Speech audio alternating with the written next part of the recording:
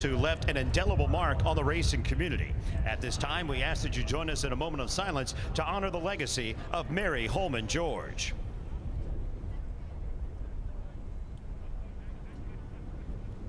Thank you. At this time, please welcome Brett Schisler with Texas Alliance Raceway Ministries as he offers today's invocation. Would you please pray with me? Most loving and gracious God, we come to you this beautiful afternoon and we thank you. We thank you for the chance to be here, the chance to pray together as free people. And Lord, we think about the men and women all over the world that help to keep us free. And we thank you for each and every one of them. Lord, we ask for your safety for each and every one of those people all over the world and nearby. Lord, we especially come to you this afternoon and we ask for safety for the drivers. We ask that you be with each and every one of them, with all of the crews, all of the safety workers, and finally with all of us as we are here today. And finally, Lord, as we come to you today, we ask for your wisdom and your knowledge and your courage as we ask for your guidance for our nation and its leaders. It is in the strong and beautiful name of your Son, Jesus Christ, we get to be here and pray. Amen. Please remain standing and remove your hats as the Bedford Police Department Honor Guard presents our nation's colors.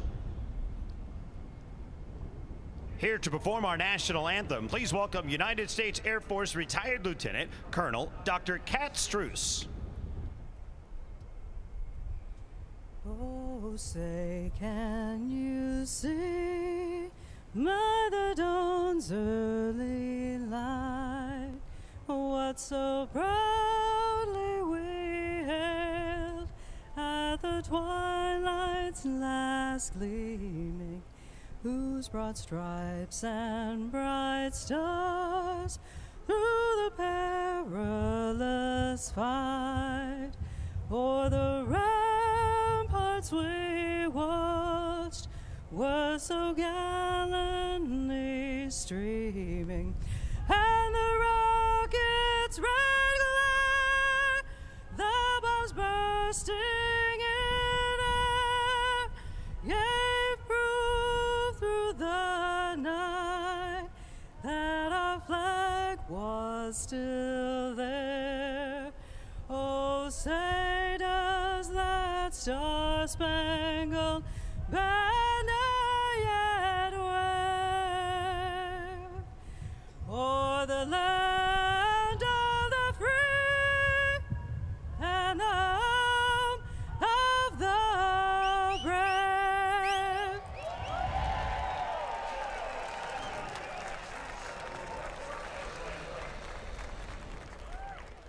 Time for the drivers to climb inside their cars and get ready for a great race here at Texas Motor Speedway.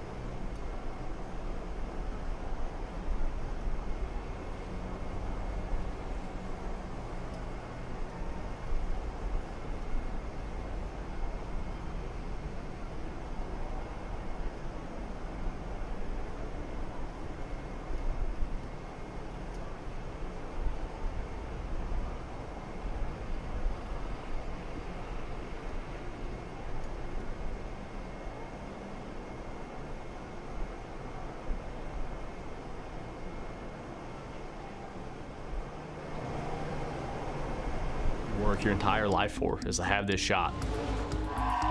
Heck yeah, boys. How cool is that? We've got a shot at trying to go for it to ultimately come home, not only a victor, but a champion. We've been kind of knocking on the door all year, and I think in the playoffs we're going to try and focus on putting it all together. I want to win this championship to prove to myself that I'm the best. What a rookie season Bell has put together. I pride myself on being a winner, and winners win championships. That it's really going to take that perfect execution to be standing with a shot in Homestead. There's no other way to win a championship without doing everything you have to possible on the racetrack every single lap. Knocking on the door, doing everything perfect. Dave Burns will start us off with the storylines for today's race for Pit Road. Rick, what is going on here? The car that is #1 on the playoff leaderboard was last among qualifiers in the playoff cars. Elliott Sadler's crew chief, Kevin Mendering, told me they just missed a little bit on the setup. They have corrected for that and expect Elliott to go forward from his 13th starting position. Dylan Welch? Well, Dave, Austin Syndrich's weekend didn't get started out on the right foot, made wall contact in the opening practice. That's relegated them to a backup car. While they laid down the 8th fastest qualifying time, they will have to start at the rear of the field. On a day that passing may come at a premium, Austin has noted that they'll need some help to get to the front, but also said he's not afraid to be a superhero to get himself there himself. Kelly? After a career-best regular season, which included 5 wins, it has been a disappointing playoffs for Justin Allgaier. He's been involved in wrecks in 3 of the last 4 races and now finds himself 5 points below the cut line. They need a solid day today to steer the ship in the right direction, Marty. Well, Kelly, in the pre-race show, we heard this word a lot, aggressive, and that's what Cole Custer told me I have to be today. He's minus 23 below the cut line. He told me the car we have today is better than the car we had at Kansas 2 weeks ago, and that was the best car we had all year long. So Cole Custer feels very confident about the car he has. Can he get it to victory lane and punch his ticket to Miami? We'll find out. One more ticket available. It's happening here at Texas. Let's get the engines cranked. Ladies and gentlemen, here to give the command to start engines for today's race, Associate Manager of Procurement at Group 1 Automotive, Michelle Polson. Drivers, start your engines! Crank them up. Crank them up. Fire that way, right? Fire in the hole. Am I seeing that wrong? Negative. I did notice. Always love the enthusiasm. The engines are fired. And now, 200 laps, 300 miles stand in front of these drivers in victory lane.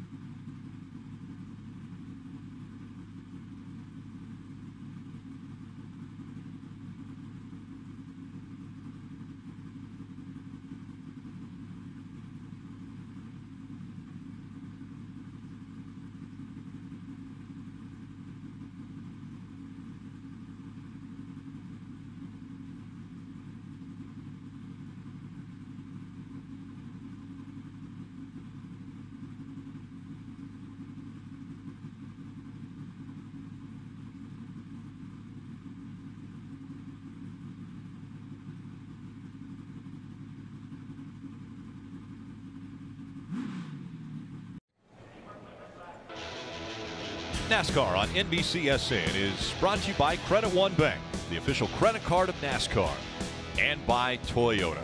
Let's go places. A championship for me personally, it would just be the ultimate goal in this series. Tyler Reddick has won it here in Daytona. I might be a little too confident, but I feel like if we get to Homestead, it's going to be right in our hand. A winner at Richmond, back-to-back. Driving for Joe Gibbs Racing, they're a championship caliber team, and they expect a championship caliber driver. We want to battle the best. We want to be pushing ourselves, trying to go for a championship. 8 drivers still in contention for the championship at Miami. 2 races stand between them and that opportunity. Up front, Christopher Bell and Shane Lee will make up row number 1. Back behind them, Cole Custer, Tyler Reddick. You see playoffs next to their names. They're fighting for that spot to get into the championship 4, as is Justin Allgaier. We will dial up the gentleman who won the pole earlier today, Christopher Bell, the winningest driver in the Xfinity Series this year. Hey, Christopher, it's guys up in the booth. You got us? I got you. You and I had a conversation this morning about how difficult this racetrack is. Tell us why. Yeah, it's just, it's got a ton of grip, man. The repave and the rubber that gets laid down on the bottom, it's got a lot of grip until there's no grip. And then once you break traction, you lose it in a hurry and it's hard to regain. So do you think we will see any upper groove today, or are you going to be locked on the bottom? I think restarts will be okay. Even in the colder temperatures in April, it seemed like you could get through 1 and 2 pretty good on the outside, and then maybe even a little bit through 3 and 4. But the dominant groove is going to be the bottom for sure, but I don't think the top is going to be too terrible on restarts. Well, bud, appreciate you letting us ride along with you. Good luck today. We'll talk to you later. Thanks. You can see we lucky enough to have the Toyota camera riding along with Christopher Bell. Did a great shot all day looking at him, but then also out the front windshield, he's got the view everybody wants, Steve. Justin Allgaier in the 7 car will have the Chevrolet onboard camera. Not only have great shots from the car, but this shot from his helmet, the helmet cam, I don't think there's a more realistic shot to show you exactly how the drivers see the racetrack. Daniel Hemrick, South Point Casino helmet cam. You can see on top of his helmet. Also, this camera's shooting toward him, but Daniel Hemrick talking the garage. Everybody talking about Daniel might have the best car today. Points leader currently, Elliott Sadler with the Sunoco onboard camera. Has this camera right on the right side of the car. Be great for restarts when they go down and turn 1 side by side. Those are some of the drivers that we'll be driving with, riding with around this racetrack. And Steve, break down this race for us. Well, you mentioned it, Rick. It's a 200-lap race, 300 miles, around a 1.5 mile oval, reconfigured, very difficult turns 1 and 2. And that race will be broken up into stages. The first and second stage, both 45 laps. That makes the third and final stage 110 laps. And we expect these guys to be able to go right around 60 laps on fuel. So both the first and the second stage, basically a tank of fuel underneath. In that last stage, though, we're going to have to see a pit stop. Maybe under yellow, but if there's no cautions, it'll have to be under green flag conditions. Wind, obviously, a big factor in this race. Another thing that we heard Dale Jarrett mention earlier was coming up on the lap traffic and how much of a closure rate the guys that are leading will have to deal with those guys that aren't on the lead lap. I think it's a huge point that Dale Jarrett made, and also you heard Christopher Bell talking about restarts. You know, typically at 1.5 miles, it's an easy answer. Go pick the top. You roll the outside, beat the guy down the back straightaway. Here it's more difficult because it is a 1-groove racetrack. So, you know, when you catch a guy and you're lapped down, you just can't jump around the outside of it. You lose so much time. Lap traffic will be a factor. All right, before the green flag flies, let's head back to pit road. Dave Burns. And Matt Tifft will start on the inside line, which is a good thing for the driver of the 2. Last week at Kansas, he avoided that lap 1 carnage. That was the good news. But he had a tire issue that put them off strategy on sets of tires and had to restart the race late with an old set of tires. The good news is he finished 6th and now sits just below the cut line, but pushed by 1 point. He's in a good spot right now in the playoffs, Dylan. Well, Dave, Tyler Reddick is one of the drivers on the good side of the cut line, but yesterday in practice was a struggle for them. Felt like they were lacking overall speed, but before qualifying today, crew chief Dave Ellens told me that if they could qualify 4th, that would certainly help their case today. Well, wouldn't you know it, they start 4th. We'll see how the 9-car races at the front. Kelly? Christopher Bell has already set a rookie record with 6 wins this season, has long been considered one of the championship favorites, but after getting caught up in that wreck at Kansas, he now just has 1 point above the playoff cutoff line, and his route to Miami is anything but clear. Christopher Bell, of course, starting on pole, but has said he plans to drive a very conservative race today, Marty. Daniel Hemrick starts 9th. Kelly asked him the chances for a win today. He said, honestly, I don't know. I haven't had a very good feel for the car all weekend long. One thing he does know, Danny Stockman, his normal crew chief, is not here this weekend after failing post-race inspection at Kansas. He's serving a 1-race suspension. He'll be back at Phoenix. On the pit box this weekend, Andrew Dickinson. He will have a very different voice in his ear because Andrew is from Melbourne, Australia, so that voice will be very different from what Daniel Hemrick is listening to. There you see Andrew on the pit box calling the shots for him today. A lot of talent there behind the wheel with Daniel Hemrick. We were listening into the radio, Austin Syndrich. We mentioned the fact that the wind was going to play a big factor in today's race. Listen to what they have to say about it. That breeze has been a little bit stronger since qualifying and has had some gust in it, so I'll try to keep you abreast as much as I can tell when it's gusty or if it slows down at all, but it's going to affect you most of the day. It's going to be pretty strong. And so, as we mentioned, the wind, let's talk a little bit about the weather. A little bit cooler now. The sun beginning to set, at least behind the clouds here, but the wind blowing very gusty. You see a pretty steady wind at 22 miles an hour. Gusts over 32 miles an hour. And that really does affect the race cars. You know, you drive in the car and all of a sudden you get this big gust of wind. Well, you've all experienced it going down the interstate, the wind blowing hard, you're going 70 miles an hour. These cars are going 195 miles an hour. It really affects them. And also the direction of the wind, Steve, makes a huge difference in how the cars drive. Yeah, and you know, Rick, 2 weeks ago at Kansas, I think perhaps everyone, I know I do, take for granted the start of these races. I've seen so many over the years, and they just all go smooth. They go too wide through 1 and 2, figured out down the backstretch, and we're on our way. But 2 weeks ago, that chaos, we showed it earlier in the show at Kansas, it has me a little bit nervous for these playoff guys. The whole idea is to come here and put your best foot forward and have a good show. I think it's on the mind of all these guys. We listened in to Justin Allgaier. What I would say on restarts is the bottom is going to bottleneck up through 1 and 2. So if you can roll some speed on the outside and get around a couple of cars quick, you might be able to take advantage of that. And while they're thinking about that, the reason they're thinking about that is because of what happened in the very first race of the round of 8 2 weeks ago. That was Justin Allgaier in the 7, clipping the 20 of Christopher Bell. It all started with Justin Allgaier losing the bottom of the racetrack, got loose, went up the racetrack right there, got the 20, got in front of the 22, and all heck broke loose after that. But I talked to Justin Allgaier in the garage yesterday, and his biggest concern was, man, I didn't do anything that I always do. Everything was the same. It just didn't work out. So you lose a little confidence. It didn't work out for you. So how do you handle it the next week? You just have to trust yourself. Go drive in there and hope it sticks. About to find out how they handle it. Christopher Bell leads the field back into the tri-oval here at Texas.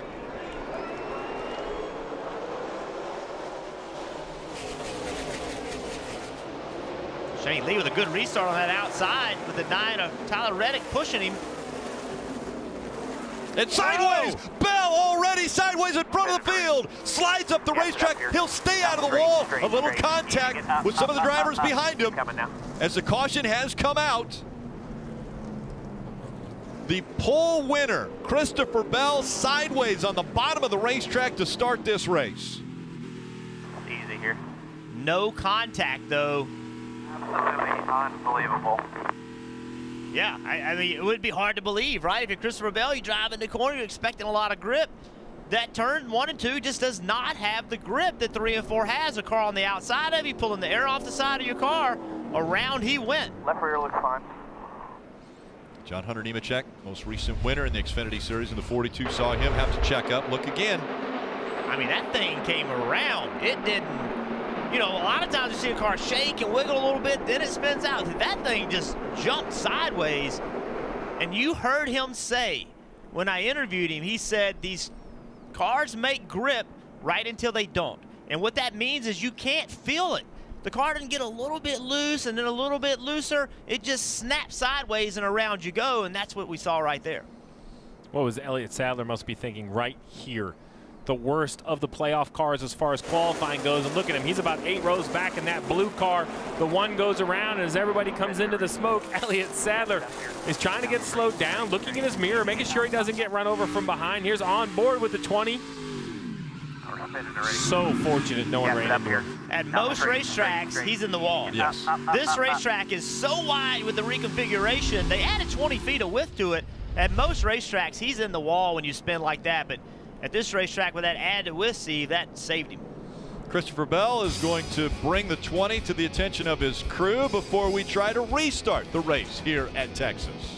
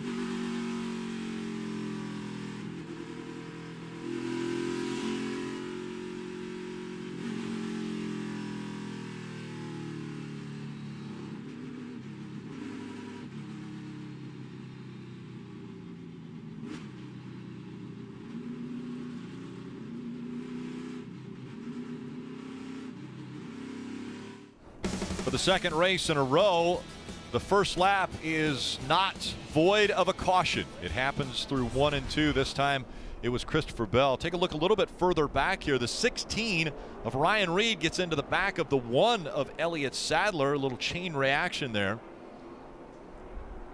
Car sideways on the racetrack in front of him, but Elliott Sadler trying to sneak through unscathed. So we saw all that action with 20 car Christopher Bell on the bottom of the racetrack with Shane Lee on the outside of him. Well, Shane Lee now has a lead, and he's picked the inside to put himself in that same position that Christopher Bell was just in. First time Shane Lee has ever led the field to the green flag. The worst thing for him is that restart that Tyler Reddick got on the outside. If he enters here side by side with him, he could pull that air off of him. Gingerly through 1 and 2, and Shane Lee is going to hang on to the lead, but here comes Tyler Reddick on the outside. Reddick now, the nose in front of the 3, but can they go too wide through 3 and 4 this early in the race? Fighting for that top spot. Reddick staying right on the outside of Shane Lee.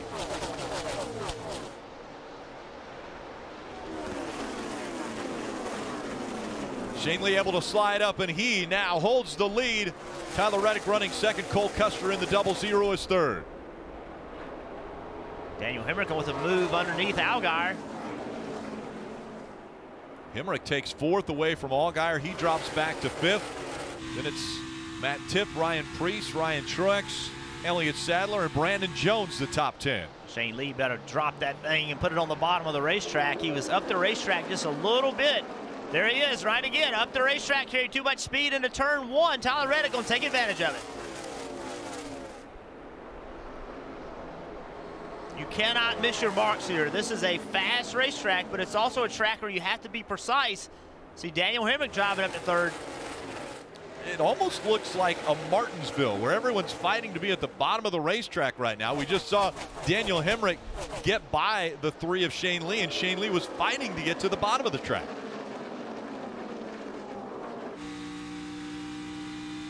It's a great shot right here, Steve. You see Daniel Hemrick. The goal here is to try to keep some air on your car. So this end of the racetrack, not so bad. So much grip down here. A lot of grip, a lot of throttle. But watch what he does going into turn 1. He's going to turn a little bit early. Can't overdrive turn 1. Got to lift early. Get out of the gas. Turn early. Get some air on the nose. See, he's below Cole Custer. Just trying to feed air to the nose to get that thing to turn. Custer did a really nice job, though, getting all the way to the white line, sealing that air off. As you mentioned down here, this was easy wide open in qualifying. You hear he's out of the gas and race trim, just a little bit, playing with the throttle. Custer up the track a little bit. Hemrick will gain. See, right now, Cole Custer would enter the corner really low, exaggerate the entry, get in there really low. It would mess Hemrick up. It gives Hemrick almost a whole lane to get air to his car. That helps his entry. It would hurt Cole Custer's car a little bit to chop the entry, but it would hurt Hemrick's car even more. Tyler Reddick, Cole Custer, Daniel Hemrick running 1, 2, 3. There's Ty Majeski in the 60 and Christopher Bell in the 20 back here in 16th and 17th. Again, Christopher Bell started this race from the pole and was the first to spin going through 1 and 2. And Ricky restarted 32nd. 32nd and looking to pass Majeski for the 16th position. So while this track is very difficult to pass on, I think it's very clear Christopher Bell has an outstanding race car, Marty. Yes, Steve, and things have settled down in the 20 camp since that lap 1 spin for our pole sitter, Christopher Bell. For his part, he said, unbelievable. I have no idea what happened. And then Jason Ratcliffe, being the veteran crew chief he is, said, listen, we don't need it all back at one time. Stay calm inside the race car. And remember what he said in the pre-race show, Dylan. He said, this will be one of the most reserved races I run. I just need to see the checkered flag. He is coming up through the field quickly, but patiently as well. And Marty, that's certainly kind of the mantra for Austin Syndrich in the 22 as well. After starting 30th, he suffered damage in the chain reaction of everybody slowing down, trying to miss the spinning Christopher Bell car. Just a little bit of damage right below the right front headlight on that 22 machine. They came down twice under that yellow to try and repair the damage. They're back up to speed, running times consistent with the top 5 front runners. So no concern for Austin Syndrich with that damage. Just a long way to go to get back to the front. And Dylan, as we look on the left side of the screen, you see the points as they run, and the 2 at the bottom of the list, Christopher Bell and Austin Syndrich. 21 points out of that championship 4 is the 20 of Christopher Bell, the winningest driver in the Xfinity Series this year with 6 wins, and right now he's going to have to fight to get the points to get back up into the top 4. You see Cole Custer, Steve, he looks faster than Tyler Reddick, but Tyler's doing a really good job of taking his line away, not missing his marks, putting the left sides on the white line, making it very difficult for Cole Custer. Yeah, and as he was making it, we have a yellow on the racetrack. Debris on the racetrack has brought out this second caution. And there was a little bit of damage with a couple of the cars. That's why they had come onto pit road. And we're seeing a little bit of grass on the front stretch. So somebody got into the grass, brought that out onto the racetrack. On that restart, the 66 had spun Bobby Earnhardt. You look here.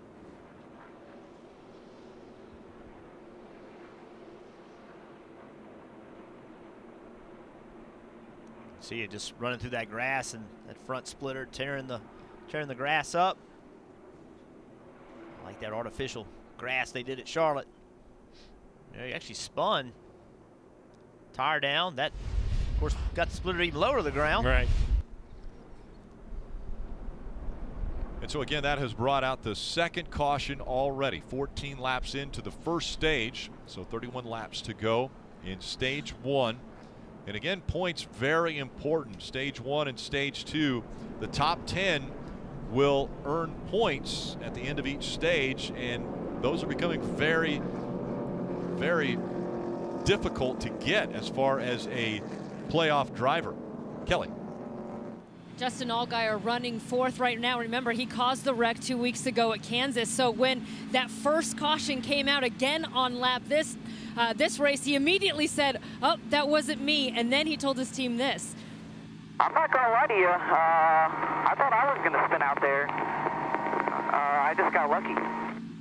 Very treacherous. Justin Allgaier definitely has his hands full. He says he just feels like he has no weight in the rear end, especially in 3 and 4. So he is definitely struggling with that 7 car, Dave. So tough for these drivers, Kelly. As for the one of Elliott Sadler, he nicely avoided the wreck by getting on the brakes. But when he did that, Ryan Reed had nowhere to go and slammed the back end of the 1 car. He said, I got rammed in the back end, but I think it was flush. So, Jeff, if a car in the Xfinity Series hits another one in the back end like that, even if the damage is pretty good, a flush hit like that, does it do anything to the handling typically? I don't think so. I think just, right in the back of the car. I mean, actually, if it knocked that rear bumper up a little bit, it'd probably be a good thing, Steve. That's the direction I would push it.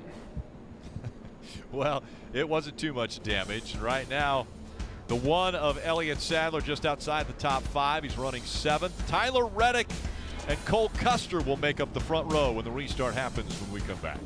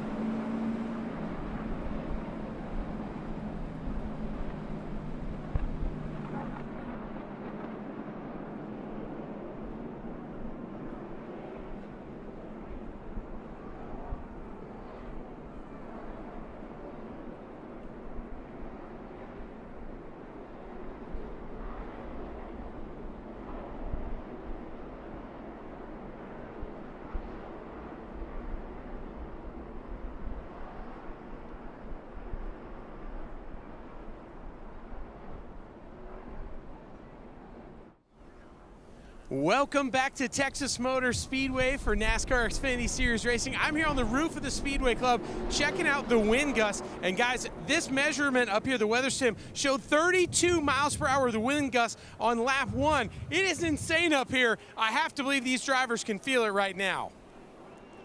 I'm sure they can, Rut. I'll tell you one thing that is an advantage right now, Steve. Now that they have some heat in the tires and they're scuffed, these cars will probably drive better on a restart now versus being new tires. Yeah, and I'm still surprised that the leader continues to take the bottom. I think the top would roll better through 1 and 2, but Tyler Reddick gets a great start and easily clears the 0-0 to take the lead position and will actually take Daniel Hemrick through with him. But Steve, you don't trust the top line, do you? Isn't that the issue? Isn't that why they're taking the bottom? I would think the top would be fine on a restart. I actually think it'd be better for momentum, but apparently not in this restart. Tyler Reddick had a big push there from Daniel Hemrick, and Hemrick has moved up into the 2nd spot now. A lot of the drivers, crew chiefs, and team members in the garage have said that they think the 21 could be the best car here this weekend.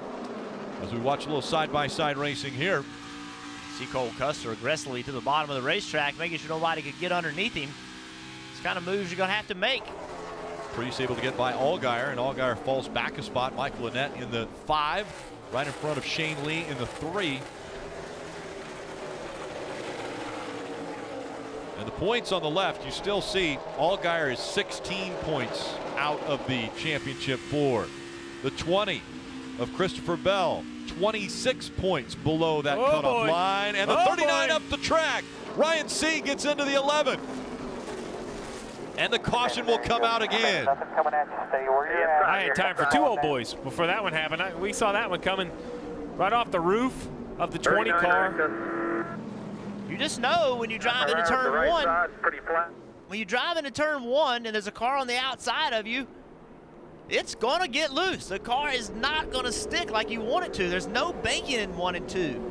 And when a car gets on the outside of you, it pulls the air off of you. So talk about that. Pulls the air off. So basically these cars not just have a spoiler, but they lean with that right side. So that 39 has air pushing on the right side door. When the 11 gets there, the air is just not as good. That's right. And so that's side force. That's a losing side force. And that side force just packs air on that right rear quarter panel, and it keeps that right rear quarter panel from going to the right. It keeps it from spinning out.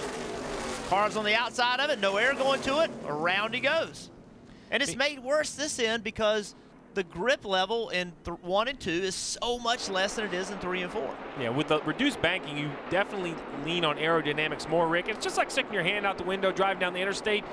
You can imagine at 70 miles an hour how much pressure there is on your hand. Well, imagine at over 200 miles an hour entering that corner, how much air pressure there is on the right side of this 39. We're on board with the 20, and right here, he's in trouble, Jeff. Oh, yeah, and I want to tell you, Christopher Bell, he was like, please slide out of the way. But Christopher Bell being behind him, that wasn't helping anything either, because that's pulling air off the spoiler. Tough break for the 39 of Ryan Sieg, coming off one of his best finishes of the year, 9th at Kansas 2 weeks ago. Ryan Truex also a lot of damage in the 11.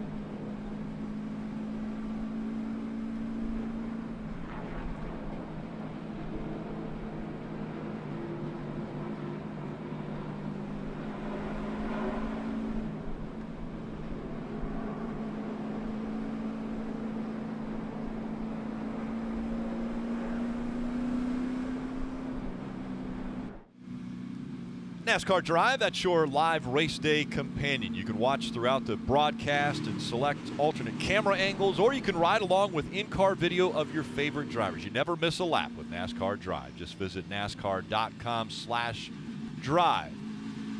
As we see Allgaier putting his hand out the window Getting a little air in there. And we mentioned the wind. Could the wind be playing a part in all of this that's taking place in 1 and 2? Or maybe the lack thereof because of the grandstands? Yeah, Rick, that's, you know, sitting here in the booth looking down into turn 1, we just saw Rutledge on top of the Speedway Club. That's kind of entering turn 1. Well, it's windy on top of the Speedway Club, but that's blocking some of the wind, I would assume, and maybe it's just inconsistent through there. I mean, we already know, the drivers have said it's very hard to feel the grip level. So, you know, any sort of change in downforce can make a big difference, Rut. Yeah, what's fascinating, Steve, is that Texas Motor Speedway is the first facility like this besides the Steelers that have one of these. This is the Fair Weather Friend by WeatherStem. And the idea is that just like the 30 college stadiums that have them, local TV and radio, they can log in, they can check out exactly what the conditions are, lightning strikes, humidity. So we've had gusts up to 32 miles an hour, pretty consistently about 25 up here right now. It's hard to stand in the path of this rain, this wind. I mean, you guys know it definitely affects the nose of these cars coming to a restart. Be careful up there, Rut. Thank Side you, by side again as the green flag comes back out and they race into turn number 1. And this time, though, the 9 of Tyler Reddick is taking the outside. Will that pay off? Can he stay on the quarter panel at 21? He cannot. And Daniel Hemrick easily clears him on the bottom. I thought the top was the better place to be. I am absolutely wrong. That's twice the bottom has been the preferred line. At least on that restart, you might be wrong. He might not have got a great restart, yeah, Tyler Reddick. Perhaps. But I mean, for it to work, Jeff, you have to stay on that guy's quarter panel. You got to do that. And again, everything I've seen so far this weekend, the truck race last night, all the practices, if you lose the bottom of the racetrack in 1 and 2, you're in trouble. Now, on restarts, the speed's not up yet. You're going slower, so it's a little bit easier. It is a fight to the bottom. When you get moved up one lane, I'm watching drivers lift to get to the bottom. It's a fight for the bottom. Daniel Hemrick still searching for his first ever win in the Xfinity Series. It's early in this one. 20 laps to go in stage 1. Hemrick also a part of the fight for the championship. Sorry about that, Rick. I was going to say, you see the 1 of Elliott Sadler plus 21. You know, after he qualified, he was concerned. Even in 13th, he thought he was at a major deficit, but here he is inside Matt Tifft. That'll move him up inside the top 5 into the 4th position. I mean, I don't think Elliott Sadler could ask for a much better start to this race, Jeff. You saw Matt Tifft lose the bottom off turn 2, and everybody started going underneath him. He just hung a left down the back straightaway to keep more people from getting underneath him. This is a one-groove racetrack right now, just locked on the bottom. And I think that suits someone like Elliott Sadler, someone like Justin Allgaier, their experience level. They've run many repaves, and why this is the 4th race on a repave, it's racing like a repave, which is 90% of the time when you get past, it's because you made a mistake, not because the guy behind you did something better. You have to pick your points. You know, we talk about hitting your mark. So what that means, you're riding along with Justin Allgaier. He's looking where he wants to go. So right now, out to the wall, looks for the line on the bottom of the racetrack, picks a point where he has to be there. He has to carry the amount of speed that's appropriate to get to that line, then start the acceleration. If you carry too much speed in the corner, it's game over. You can never get back to the bottom. Christopher Bell has made his way into the top 10 after that terrible start that he had, after he was on the pole and brought the first caution out spinning on lap 1. But Bell, who needs points, which is surprising to hear, but Christopher Bell needs points, moves up to 9th now. And I'll reiterate what Steve said a moment ago. Restarted 32nd after that spin. As you mentioned, Rick, up to the 9th position. Said he's free everywhere as we watch the battle between the 9 car of Tyler Reddick and Cole Custer on the left side of the screen. On the right side, Bell moving up through the field. But Steve, he said something interesting. I'm free kind of everywhere, especially into turn 3. And then Jason Ratcliffe, his crew chief, said, well, let's not adjust the car for what may be a wind problem. So how much of a wrench does that throw into the issue for crew chief, Steve, when you're adjusting to the wind and your car as well? Well, I agree that it is a wind problem. That's a tailwind into 3. It's going to make a car loose. That's where the 20 is closing on the 19 right now, is down the backstretch. But, Jeff, I feel the wind is predicted to be consistent all day. So even if that's a wind doing it, we're not on a Friday practice getting ready for a Saturday race. You're in the race. I don't think the conditions are going to change. I would go ahead and make some adjustments. I agree. As we're watching this battle on the right side of the screen, Brandon Jones and Christopher Bell just hangs a left. I kept waiting for that to happen. Christopher Bell eventually just hung a left, said, I want this spot. The 19 of Brandon Jones, he was running it like a traditional 1.5 mile, big arc, staying out against the wall, turning late. Eventually, that was going to open the door where Bell could just turn left and just drive into him. and not allow Brandon Jones to turn left and get to the bottom. I've been very vocal about this driver of the 9 the last 4 or 5 weeks. I feel that he's been very impatient, has speed, makes a lot of mistakes. Tyler Reddick, I think, made one at Las Vegas throwing a big block, but he's been doing a great job here of not making mistakes, running the bottom of the racetrack. The double zero is a little bit better here. Let him go, get back to the bottom. I'm impressed with what I've seen out of the driver of the 9 so far today, Dylan. Yeah, and Steve, they talked yesterday. They didn't feel like they learned anything. They called their practice sessions painful yesterday. They just couldn't get the car right no matter what they tried, had no speed in it. They didn't seem obviously overly confident in their race car earlier this afternoon, but they've been fast early today, so that's been a nice confidence booster for him. Just try and maintain that speed as he starts to fall back here into traffic. Yeah, Dylan, he drops back a spot. Cole Custer is able to get by him, but Reddick now running in the 3rd position. Cole Custer is 2nd. Daniel Hemrick, still looking for that first ever win in the Xfinity Series, knows he's moving on to the Monster Energy Cup Series next year, leading at Texas as we go NASCAR nonstop.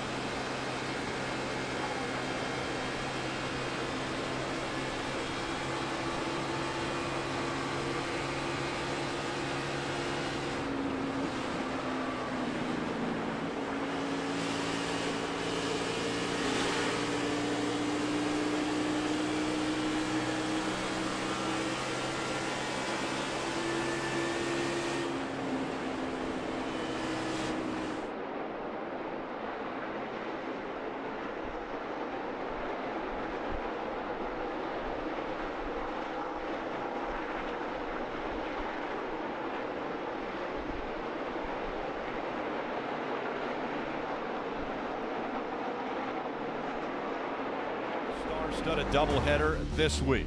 Sidney Crosby leads the Penguins against Alex Ovechkin and the Capitals, followed by the Predators and the Avalanche in Colorado.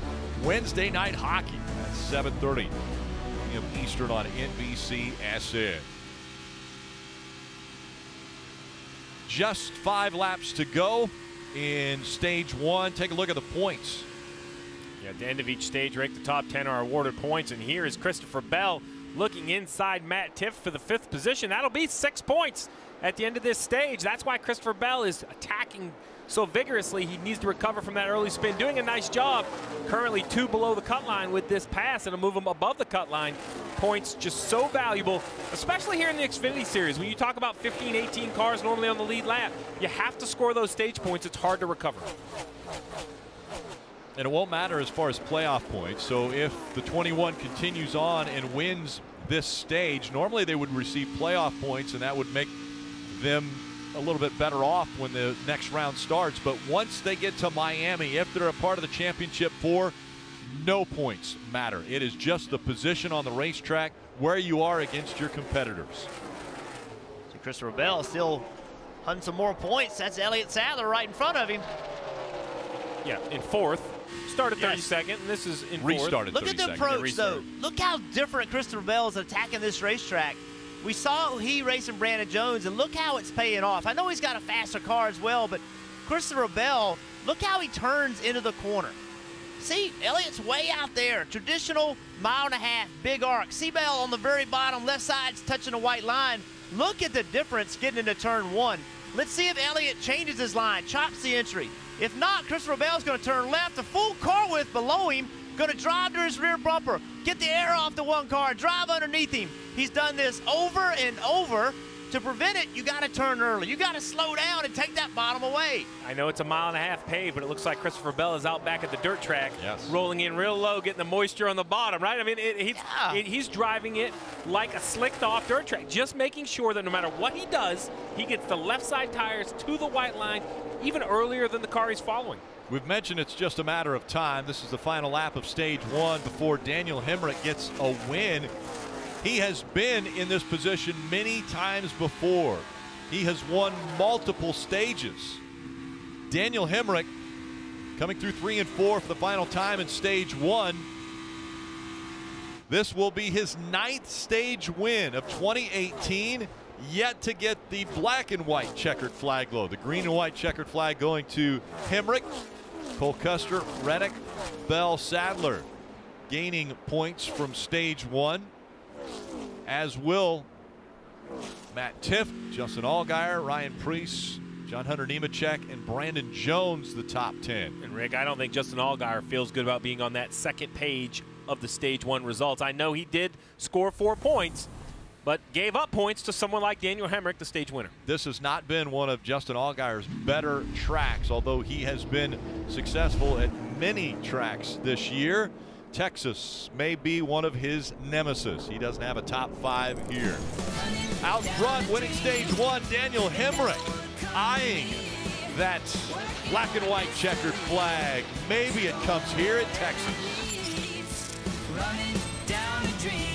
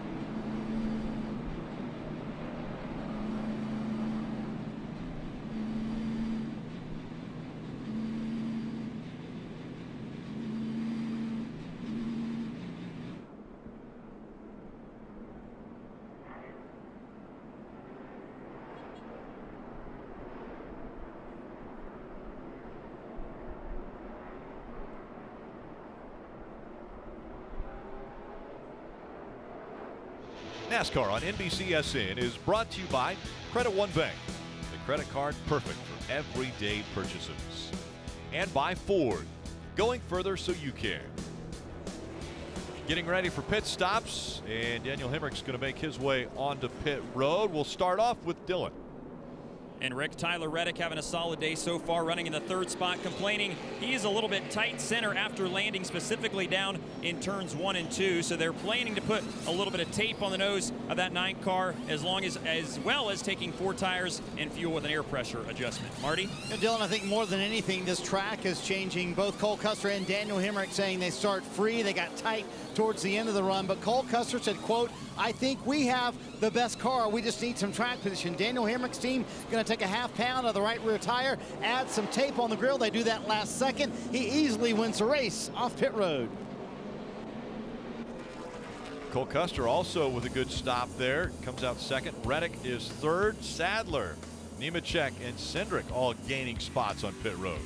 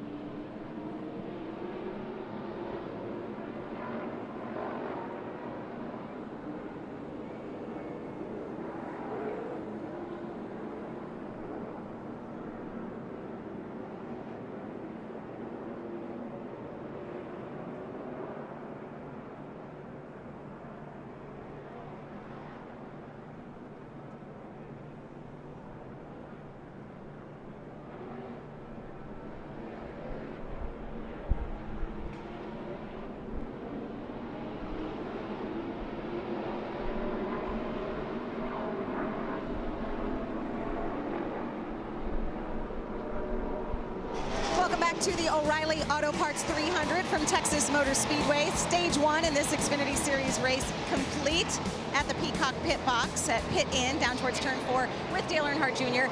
And this really seemed like a repeat of the last race in the Xfinity Series. Chaos on lap 1, Junior.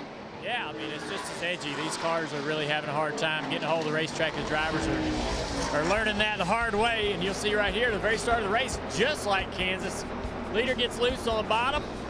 All these guys scramble to avoid. Very good job by Christopher Bell not to get it in the fence or take anyone else out. More spins off of turn 4. 66 car through the grass. And then down in turn 1, Seat gets loose underneath the Truex. Neither one of those guys really have much of a chance to stay out of the fence. At least Truex gets in the fence there, but it's just a really treacherous racetrack. And Rutledge was talking about the wind earlier. This is incredibly windy. I mean, we talk about the wind all the time, but these gusts today are really high, and that plays havoc on the drivers because they don't know when that's coming. I mean, we're getting about 20-mile-an-hour averages with gusts around 30 mile an hour, and that can really make the car difficult. Yeah, there's a reason we're wearing these hats. Yeah, definitely. This Peacock Pit Box, we joked in the pre-race, we're starting here in turn 4. We might end up over in turn 3. Let's go ahead and get you ready for stage 2. Again, 45-lap stage 1, a 45-lap stage 2. Daniel Hemrick, your 27-year-old from Kannapolis, the winner of stage 1. Let's go green here at Texas Motor Speedway. Hemrick has chosen the inside line. Reddick on the outside for this restart. And Reddick with a great restart there. We'll see if he can stay to the outside of that 21. And Steve, this time the outside works. That's more what I was expecting. I thought I was just going crazy. It's not just one car, but the two Junior Motorsports cars of Reddick and Elliott Sadler clear the 21 and now have the lead. And now, poor Daniel Hemrick is still under attack as the 00 gets by him into turn 3. Sticker tires for most drivers out there. That could be maybe the slickest that they have been able to experience through 1 and 2 in this race. Yeah, combination of tires. Some guys scuffed tires in practice, thinking they would take off a little bit better. Some didn't. And you're not crazy to see the 20, Christopher Bell, back there a little bit farther in traffic. Here he is, 4 wide, the third car in the middle. I'm not sure Bell likes that, but he gets clear, and now he's chasing down his teammate, the 18 of Ryan Preece. Well, Marty Snyder told us during the break that the 20 did a Packer adjustment. That slowed the stop down. It takes a little bit of time to reach in there, pull the shim off the Packer of the left front shock. They obviously know they want to make this 20 car better. They recovered early without a problem. So now 54 laps into the race. If you're going to make an adjustment that big, now's the time. But Dave, we're hearing a lot of teams, some on stickers, some on scuffs. What do you know about your cars? So these are the tires that are waiting to go on Matt Tiff's car later in the race. If they were sticker tires, they'd be bright and shiny. But crew chief Randall Burnett told me that they ran a slow lap around the racetrack just to take that shine off, a little of the slipperiness when they start off. Elliott Sadler's tires are the same way. Both of my playoff contenders that way. By the way, Matt tipped on that stop. They did have an issue. He restarted back a few positions because they didn't get the car jacked up high enough on the left-hand side, and it slowed the stop down. You see Justin Allgaier going underneath John Hunter Nemechek. John to the bottom trying to block Hemrick.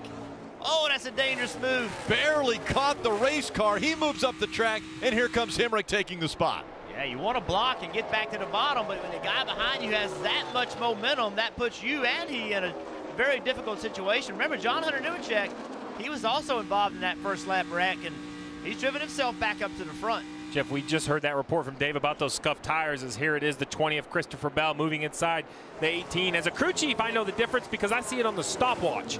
But from a driver, what do you feel inside? I mean, what is different about that scuffed tire? Just instant grip?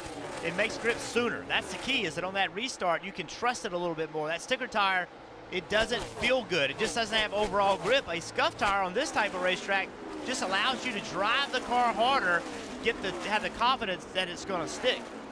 You know, talking about restarts, well, the 20 car, Christopher Bell, drove up to 4th. Right. Gave up that track position to make a change to the car. I know they know what they're doing, but it's tough going back here. I'm not sure track position is not more important than a great handling car. Well, look right behind him. Syndrich in the 22. Not only is this a backup car that started at the back of the field, but you see the tape on the right front fender. He got some damage in that lap 1 accident, and this is a nice recovery out of the 22. Unfortunately, at 54 points below, a nice recovery is not what this team needs. They need more than that, but there's still a chance for other teams to make mistakes. It'll be interesting to see Christopher Bell. We're not seeing him just go get a lot of people on these restarts, right? He's up to 9th, but Christopher Bell had a car that looked like when the tires started running off and the cars didn't have grip, that's what he was able to take advantage of. Be interesting to see as this run goes on if he can do that again. So again, as we watch this battle, here to see the 1 car miss the bottom just a little bit. That allowed Allgaier to get a big run. This is Any for 3rd. mistake into 1, you're going to pay the price. And even though Elliott Sadler has those scuffed tires on, which gives him good initial grip on the restart, he radioed back to his team on the splitter to start. Jeff, describe what that feeling is like. That feeling is no good. It's rough. The splitter's on the racetrack, hits every bump. Front tires don't work. Simply, the front tires aren't on the racetrack like they need to be. The splitter's on the ground. Front tires aren't turning. Really nothing you can do as a driver. The harder you drive it, the worse it gets. And Rick, we just had our colleague Dale Jr. on the pit box kind of show us how the first stage went. Well, he has to be smiling right now as the owner. Tyler Reddick in 1st, Allgaier in 3rd, Sadler in 4th. Those Junior Motorsports cars seem to really have a good handle of this Texas Speedway, which is surprising because Reddick not happy with their car yesterday in practice. They've obviously made great changes overnight. See Cole Custer doing a really good job not overdriving turn 1, keeping the pressure on him. Look at the difference in the cars, how low the front of the car is on the 00 versus the 9. But what's difficult about the position Cole Custer is in is there's no air on your car. So you want to go get that 9 car. You want to drive the car harder, but the harder you drive, the worse it drives. So you got to drive it to its limit, but not any over it. And right now, a lot of pressure being added to the back bumper of the 9 of Tyler Reddick by Cole Custer. He was able to close the gap to a car length, but then a great turns 1 and 2 for Tyler Reddick has expanded that lead to about 4 car lengths. The corner entry very good for Cole Custer.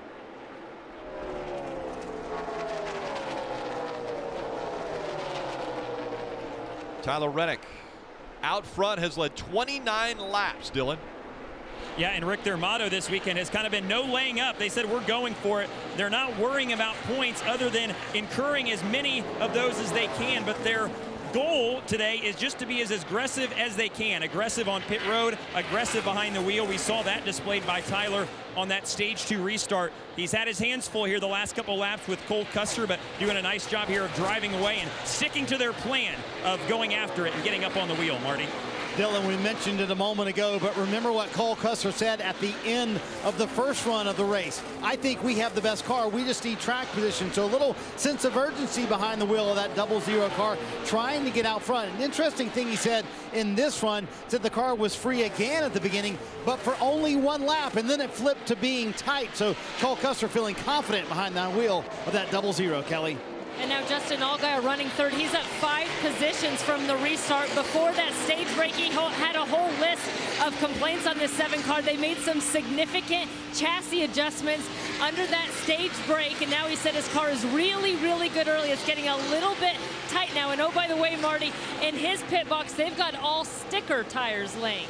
And an interesting point, same exact case for Daniel Hemrick. I just checked in with them. I said, on this restart, did you have scuffs or stickers? They said, we had stickers, and we don't have a set of scuffs available to us for today. They did not scuff a set of tires yesterday, but a lot of the teams who do have a set of scuffed tires, Steve, they're saving those for later in their race. Maybe the last run of the day, those scuffs versus stickers could wind up being the difference in who wins this race. Yeah, especially at green flag pit stops, I would imagine those scuffs will be much more secure when they go on the racetrack. Another driver ran well in the first stage, pitted from 10th, had an uncontrolled tire, had to restart all the way back 24th at the back of the field. Brandon Jones, nice recovery, back up to 13th, making up for that mistake by the pit crew. Still chasing after Tyler Reddick.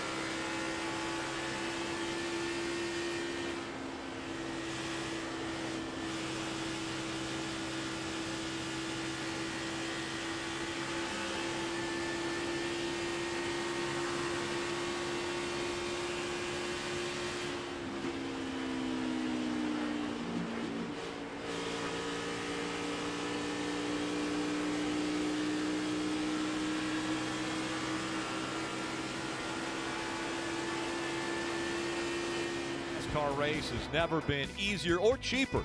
Kids 12 and under are free for every Xfinity and Camping World Truck Series race on the schedule. You get discounted tickets for the Monster Energy Cup Series events as well. Just go to NASCAR.com/kids tickets to learn more. And Justin Allgaier in the 7, Daniel Hemrick in the 21. Look at Hemrick trying to get by that 7. Looking to the inside as they dive into turn 3. Wow. And Allgaier shuts the door. Yeah, and see how much that affected Hemrick's car.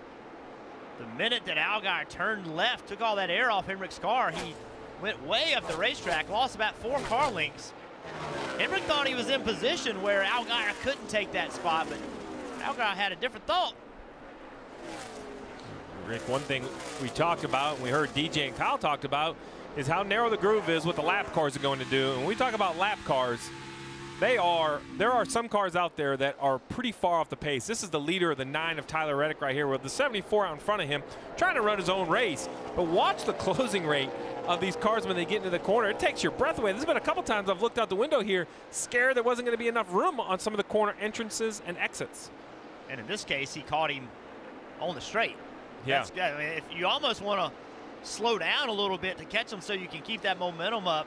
But you see the 00, he's going to have to go around him in the corner, and nobody wants to be up there.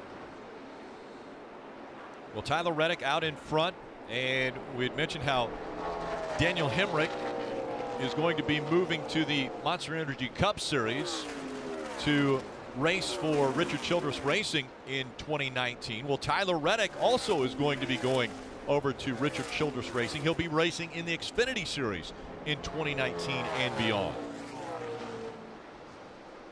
There's Elliott Sadler being passed by Christopher Bell. That's 6th now for Bell. Seems as though Bell continues to have to fight his way from back to front.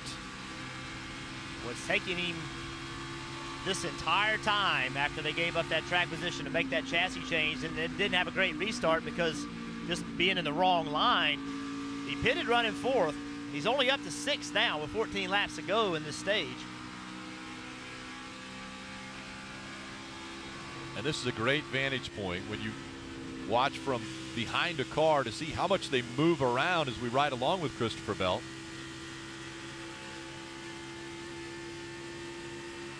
Great shot. You can hear the throttle.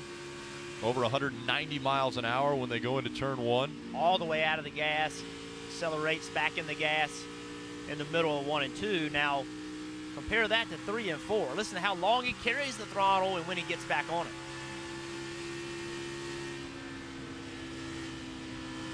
Not sure he ever got out of it. That's how different it is from one end of the corner to the other.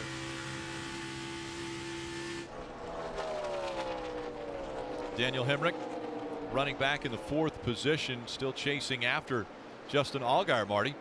12 to go in this stage, Rick. We saw that move a moment ago with a 7 kind of cut across the nose of the 21. Well, Daniel Hemrick on the radio said, "I'll remember that." And here's what Richard Childress had to say on the radio. Remind us 7, that can get him in trouble for that again. There you go. Everybody points racing out there doing the best they can to get all the spots they can. But, Jeff, this is really what Texas has become. It's about blocking and protecting the bottom of the racetrack. It is, Marty, and that's the way Richard Childress has always been, not just at Texas. He wants his drivers to give 100%, and when he feels like somebody did something to hurt them, he's the first one to stand up and say, "Don't take it, man. Don't take it from anybody." That's Richard Childress. Here he goes, now Steve. a lot of traffic. Here comes Cole Custer. Looks to the inside of the 9 as they go into turn 1. And Cole Custer, the preferred line. The 35 gets tagged by Tyler Reddick. He slides sideways in front of the 2. Up the racetrack he goes, and the caution will come out. I never touched him. Well, you hear Reddick say he never touched him, so maybe just taking the air off of the back of that 35. I don't think he did touch him. He had to slow down. We saw Tyler Reddick having to slow down because Joey Gase, and we talked about the closing rate that these guys running up front. And for example, Joey Gase right now running 23rd. He was at the tail end of the lead lap prior to them getting by him before the caution came out. So you see right here, Reddick leading The two lap cars get side by side. That pins Reddick to the bottom. He tries to go underneath Gates, doesn't feel like he leaves him room. That allows a 00 to get underneath the 9, and now they go in there side by side. And the 9, can't tell from that angle if he hit him or if the 35 just spins out. You called it before it happened. You said this lap traffic was going to play a role. Let's see if there was contact. This would be a much better angle. We'll see. Look at the front bumper of the 9. Yeah, oh, yeah. I'd say there's contact. That's a affirmative. So when I first saw it from that view from the rear, I didn't think he hit him, but he certainly hit him. And remember, these cars are going over 150 miles an hour right there in that turn.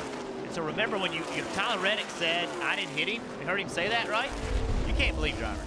Oh, yeah. Just don't listen to what they say. Just to be clear, I knew that a long time ago, Jeff. So now the big question is, what do? You need to pit at the end of this stage, but it's stage points versus strategy to win the race. Pitting now is much better to try to win the race, but will you recover for stage points? Here's the decision. 00, a few stay out, 21 pit, a split in the field. Some drivers want to stay on strategy. Other drivers want stage points. Dave. Sadler was 7th, Tift was 8th. The Tift crew reasoned that they were going to get on the outside lane to restart anyway, losing points. So they gave up the 3 points that they might have gotten for the changes now. He needs his car fixed. Marty? And other guys coming down pit road. We saw this in the Truck Series race last night. Some people stayed out for those stage points like you guys were talking about. Other guys stayed out really playing for the race win. You see Daniel Hemrick at the front end of pit road. Car too tight for him, more tape on the grill. Christopher Bell said, let's go halfway back on those other adjustments you made last time. His car too tight as well. So these guys will clearly stay out at the end of this stage, Rick. And Christopher Bell had a good race off of pit road. Looks as though he stole the win off of pit road. But again, 3 cars stayed out in Custer, Reddick, and Allgaier. This happened going into turn 1. Little bump there. Joey Gase goes sideways right in front of race leader, now Cole Custer.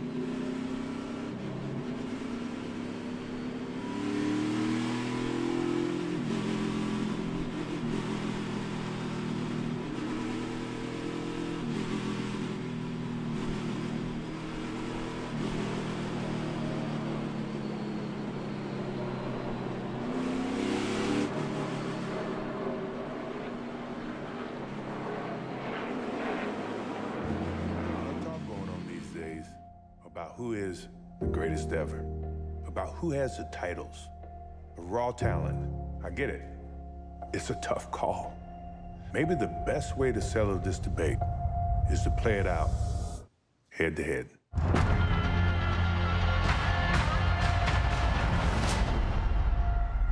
I'll watch that.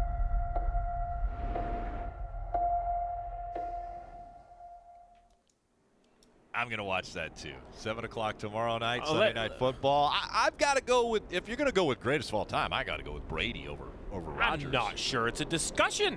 Really? I mean, I'm going to watch. The game's going to be spectacular, but come on. You're a Brady guy. Rodgers, Aaron Rodgers. Well, how about you, Jeff? No? Brady's been great. I mean, yeah. Yeah, I mean, Brady's working on rings for his other hand. If we're gonna do greatest of all time, I don't know. Let's talk about MJ versus LeBron. Which one there? MJ. 101 LeBron takes it. 101 LeBron takes it. Yeah, I'm too much size. I'm an MJ guy myself. All right, it is Cole Custer on the inside and Tyler Reddick on the outside.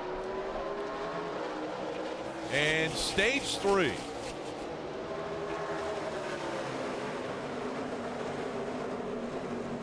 Waiting for the end of stage 2. Stage 3 looking ahead. So the decision for some to stay out, will it work for them? Allgaier in the 7. And you see everyone fighting to hold that position down the backstretch. Look at the pass on the outside. Tyler Reddick, can he make it stick? Allgaier look to the inside. Now just 4 laps to go in stage 2. And Ryan Preece getting up in this battle. Side by side for the lead. Reddick trying to use that outside line. And Ross Chastain in this red car blocking Christopher Bell down the back straightaway. Allgaier waiting to see what happens in front of him as they stay side by side. Now Reddick surging ahead. Here comes Allgaier, right on the back bumper of Cole Custer. This is where Cole Custer's going to have to be careful. He cleared him. He's going to be okay. 3 laps to go. Allgaier looking to the inside of Reddick. And every position is a point. This could be a huge break for Justin Allgaier. This caution has eliminated a few of the leaders that decided to pit, and that is why the 7 is racing his teammate of Reddick so hard. He clears Reddick into 3 and now has his eyes set on the 00, the leader, as the 18 forces his way through as well, Rick. Yeah, Ryan Preece in that 18 trying to work his way to the inside of the 9 of Reddick. How about Jeremy Clements hanging in there with these guys? Running in 5th. Christopher Bell has to see this battle too wide in front of him. His eyes have to get big. He might get both of these guys coming with 2 to go. The 20 of Christopher Bell trying to make the move. Gets by the 51. So Jeremy Clements stays up high. Smart move by Reddick just to get to the bottom. Last lap of stage 2. Out front, Cole Custer. Allgaier running 2nd. Again, many of these drivers, including Hemrick, who almost gets sideways, had come to pit road. Put 4 fresh tires on before the end of this stage, and Hemrick fighting to keep that car pointed the right direction. Coming out of 4, it's going to be Cole Custer who will win stage 2. Big points for Cole Custer. Allgaier 9. Reddick gets 4. Or gets 4th. He will get 7 points for that position. And Hemrick ended up 8th. He only get a few points, and we heard from Marty Snyder a little while ago, he only has stickers in the pit, so on restarts when they pit. So far, Daniel Hemrick's not been able to go, and that's not going to get better for him. Anytime they pit, he's going to have to put stickers on. And remember, the strategy was Hemrick came down to pit road so that he wouldn't have to come in at the end of this stage. Cole Custer, he decided to stay out. It paid off. He was able to win stage 2 and collect those stage points.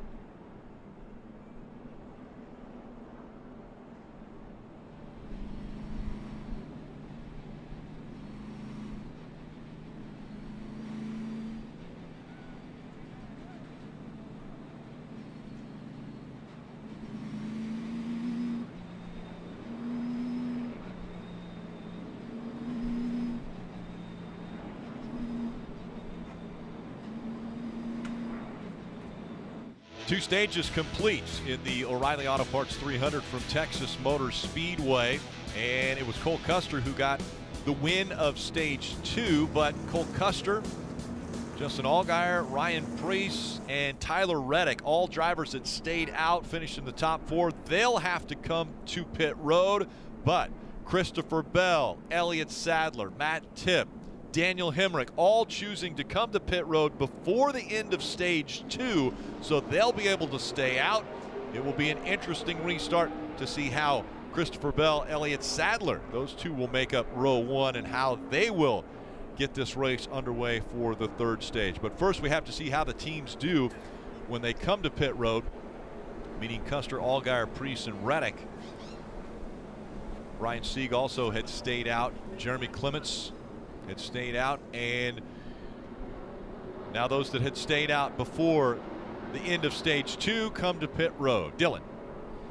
And Rick, Dave Ellens telling Tyler Reddick, his driver, they've accomplished 3 of their 4 goals for the weekend. They've got 1 more to check off, and that's the race win. As he hits his box here, they're going to go to work on patching up a small hole in the nose just below the right front headlight on his race car, along with taking tires and fuel. Kelly. After the last adjustments, Justin Allgaier said his entry was much better, but he says he's just too tight on exit, so they're going to make another chassis adjustment. 4 sticker Goodyear tires, Marty. Cole Custer said the car feels a little bit numb with the last changes you made, but overall, if I had to pick one thing to fix, car feels too loose to me, so they go down on the track bar, also make an air pressure adjustment for Cole Custer. John Hunter Nemechek gained 6 spots, just a 2-tire stop this time. And the race continues off of pit road for those few that stayed out on the racetrack. Let's go back down to pit road, the Peacock pit box, to Krista Ann Jr. Thanks, Rick. Yeah, every stage has a story. We thought this one was going to be tire talk. That may come into play in stage 3, but it seemed like closing rate really wasn't defining, I guess, a headline in this stage. Yeah, absolutely. We saw it with Reddick getting in the back of Joey Gase down in turn 1, battling for the lead, coming up on lap cars. It's tough to be patient because that closing rate is so fast. And you can see Reddick doesn't want to give up that lead. He wants these stage points and that playoff point. Gets in the back of the 35, spins him around. What this does, though, is it allows them other drivers, Christopher Bell, to come to pit road, and now they're off cycle. And so they're going to lose track position during this caution. So the crew chief and the crew of the 9 car didn't really want to see that yellow. But Reddick, I mean, it's just so hard to stay out on the back of these guys. They made the repairs to the front end, but lost a little bit of track position under this caution because Bell and those guys were able to stay out, having pitted just before this caution. All right, so mixed strategy in the pits. Let's show you those stage points, the most stage points earned today. Cole Custer taking stage 2. That's just his 2nd stage win, but you can see the difference it makes. Daniel Hemrick was your stage 1 winner, and we're gonna have a battle these last 110 laps, Dale. Yeah, I think so. Cole Custer said he thinks he has the best car, but he's lost a little track position to Christopher Bell, who's gonna have command of this race now if he comes off pit road first here. So it's gonna be interesting to see if Custer and those guys can work their way back toward the front.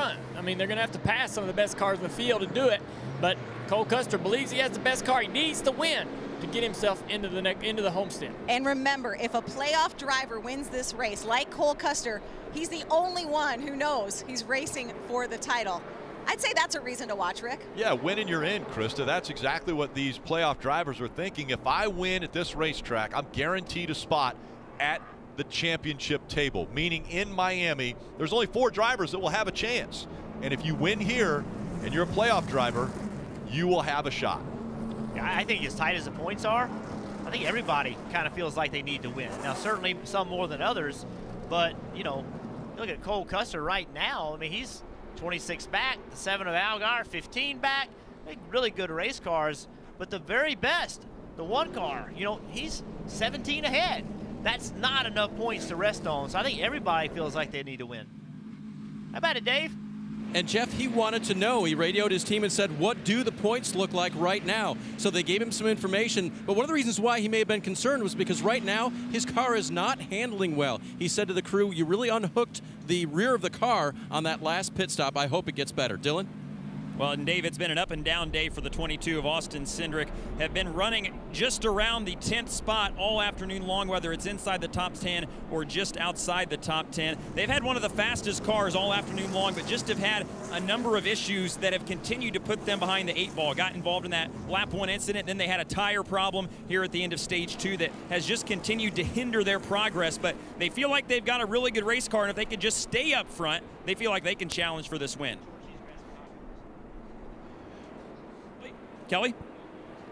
Jason Burdett, crew chief on the 7 car, told me their goal was to get out of here in Texas and not be in a must-win situation in Phoenix, so they stayed out. He was second in that stage, and Justin said, hey, good call collecting those points, but as they run, Marty, he's now showing 15 points below the cut line. Hey, Kelly, we saw Daniel Hemrick lose all those spots right there. He said, hey, chassis-wise, we're fine. Don't worry about that. I just didn't have the momentum I needed. We'll see if he gets that momentum from the outside lane on this restart, Rick. Win fixes everything, and as you mentioned, Christopher Bell chose the outside line. Elliott Sadler on the inside as we start stage 3, the final stage from Texas. And Christopher Bell easily is going to clear the 1 of Elliott Sadler, and around they go. The 19 of Brandon Jones caught the 5 of Michael Annette. Now coming in and out, in and out, in and out, in and out. Hold your brake, hold your brake. More coming. Roll, you're good here.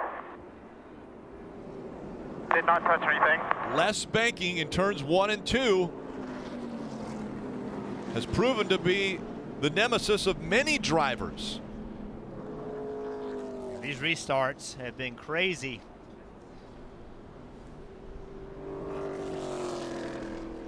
They're running 5th and 6th. They had pitted on lap 82. See right there, the 19 on the bottom of the racetrack, and once again, just the back gets pulled around. And Allgaier was able to sneak through there.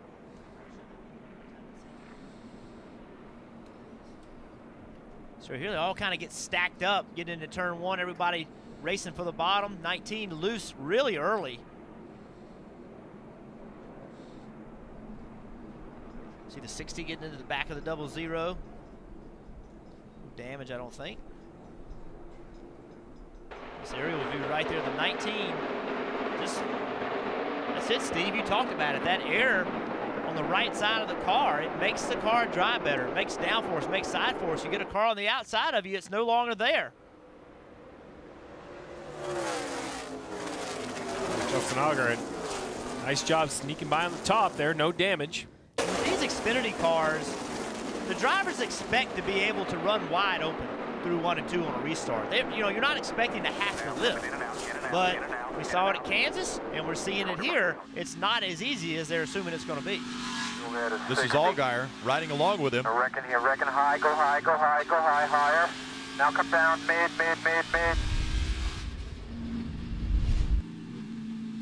And Allgaier does not want to get caught up in anything. 2 weeks ago at Kansas, it was Allgaier that was the one who started the wreck at the start of the race. Now he's avoiding them. Marty. Rick, Jeff mentioned it, a little bit of damage on the 00 there in the rear. Not too bad, the damage when the 60 got into him. Cole did feel it. Timmy Feedaway, his spotter, looked at it, said, it's fine, we can continue forward. The damage not too bad on the rear of that 00 car. Little bump from the car behind for Cole Custer. And Custer being scored in the 8th position now. Bell chose the outside line for that restart, and it worked out for him. Steve, you'd mentioned the outside line. You thought that was going to be the preferred line on these restarts. Yeah, I was surprised earlier in the race the bottom won out a couple times, but it seems like now that we're halfway through the race and maybe they're starting to get the timing a little bit better, having a little more confidence to drive down in turn 1 on the outside, that momentum just carries them off. Like Jeff said, the outside line of turns 1 and 2 is not preferred at full speed, but on the restart, when you accelerate on the front stretch, you're far from full speed heading into turn 1. And I just think that ability to not have to turn the wheel so far kind of carry that momentum down the backstretch. The other thing that's happened is that the outside car has actually beaten the car on the inside to turn 1. So starting to wonder, some racetracks, and this is a relatively new repave, some racetracks have a preferred lane in which the bottom will launch better, or the top will launch better. I'm starting to wonder if the top for some reason or another, may have a little more grip to let you launch a little bit better.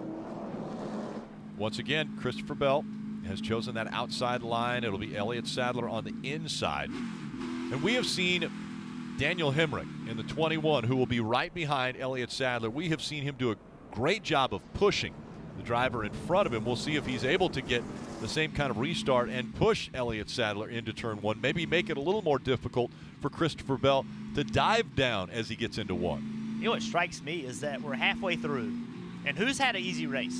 Yeah. I mean, no one has had a race that hasn't had some adversity in it. So it's kind of been a, you know, with the restart problems and the lap traffic and pit stops and stuff, no one's had a clean race. Now, with 101 to go, it's time for somebody to put it together to go win this race. As they run, there are the points. Christopher Bell being shown up top because he is the race leader. And it's Hemrick, Elliott Sadler, and Tyler Reddick. The top four, again, the top four in points after Phoenix next week will advance to the championship. 4 in Miami. Once again, coming back to the restart zone, Christopher Bell back into the gas quick. You mentioned it, though. Look at Hemrick pushing that one car. Not enough to get to Bell, but a good job by Hemrick pushing. Elliott Sadler able to hang on to second, and now Matt Tiff dropping back as the 21 of Daniel Hemrick tries to move up on the inside and take third. That side draft from the 2 car slowed the 21 down. Now it's going to equal back out. 21's going to drive into 3, take the spot. Here comes Spencer Gallagher. He slides up. Contact made. Gallagher, because he'd keep it straight, he will. How did they not wreck? Someone in the grass. Shane Lee in the 3, trying to make that outside line work as he goes through 1 and 2. Tyler Reddick also on the move behind him in the 9. This is just a hornet's nest now. Tyler Reddick trying to block both lanes. He'll be clear into turn 3, but back behind them, Austin Syndrich on the bottom. Ryan Sieg right there. Side by side for position just in front of them, though. LeBay in the 36 and Lee in the 3. You see it. Little contact right there with the 2 and the 23. 2 didn't give him much room. I'd say they're fortunate. 6, 7, 8, 10 cars could have been in a wreck right there. Yeah, and you saw the 7 of Justin Allgaier sneak by on the inside. Little contact made there. Gallagher leaning a little bit more on the 24 degrees of banking in 3 and 4. See Gallagher up the racetrack just a little bit. Got into the 2 of Tift.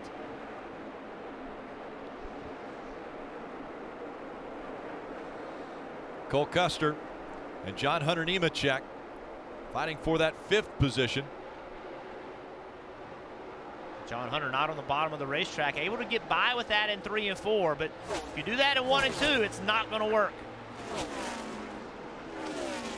I mentioned earlier, not the best racetrack for Justin Allgaier, and right now running in the 7th position, and he looked as though he was closing a bit on Cole Custer, who we've said could be one of the best cars here today. Barely out of the gas through 3 and 4. So fast. The feeling of speed here is hard to explain. That 3 and 4 speed is just crazy.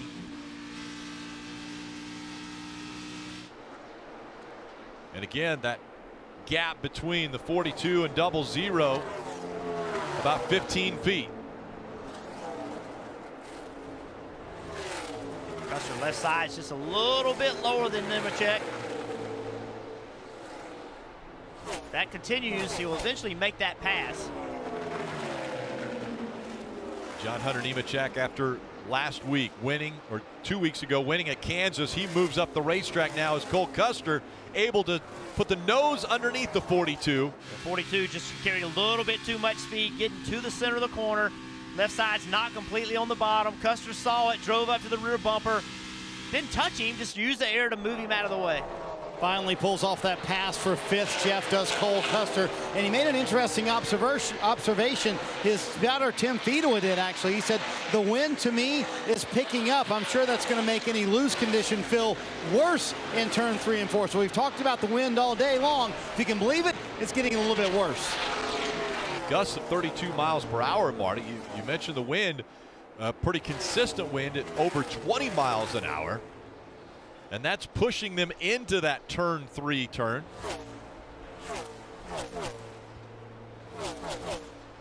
Out front, Christopher Bell has a 0.6 of a second lead over Elliott Sadler. Then it's Hemrick, Matt Tifft, Cole Custer, the top 5.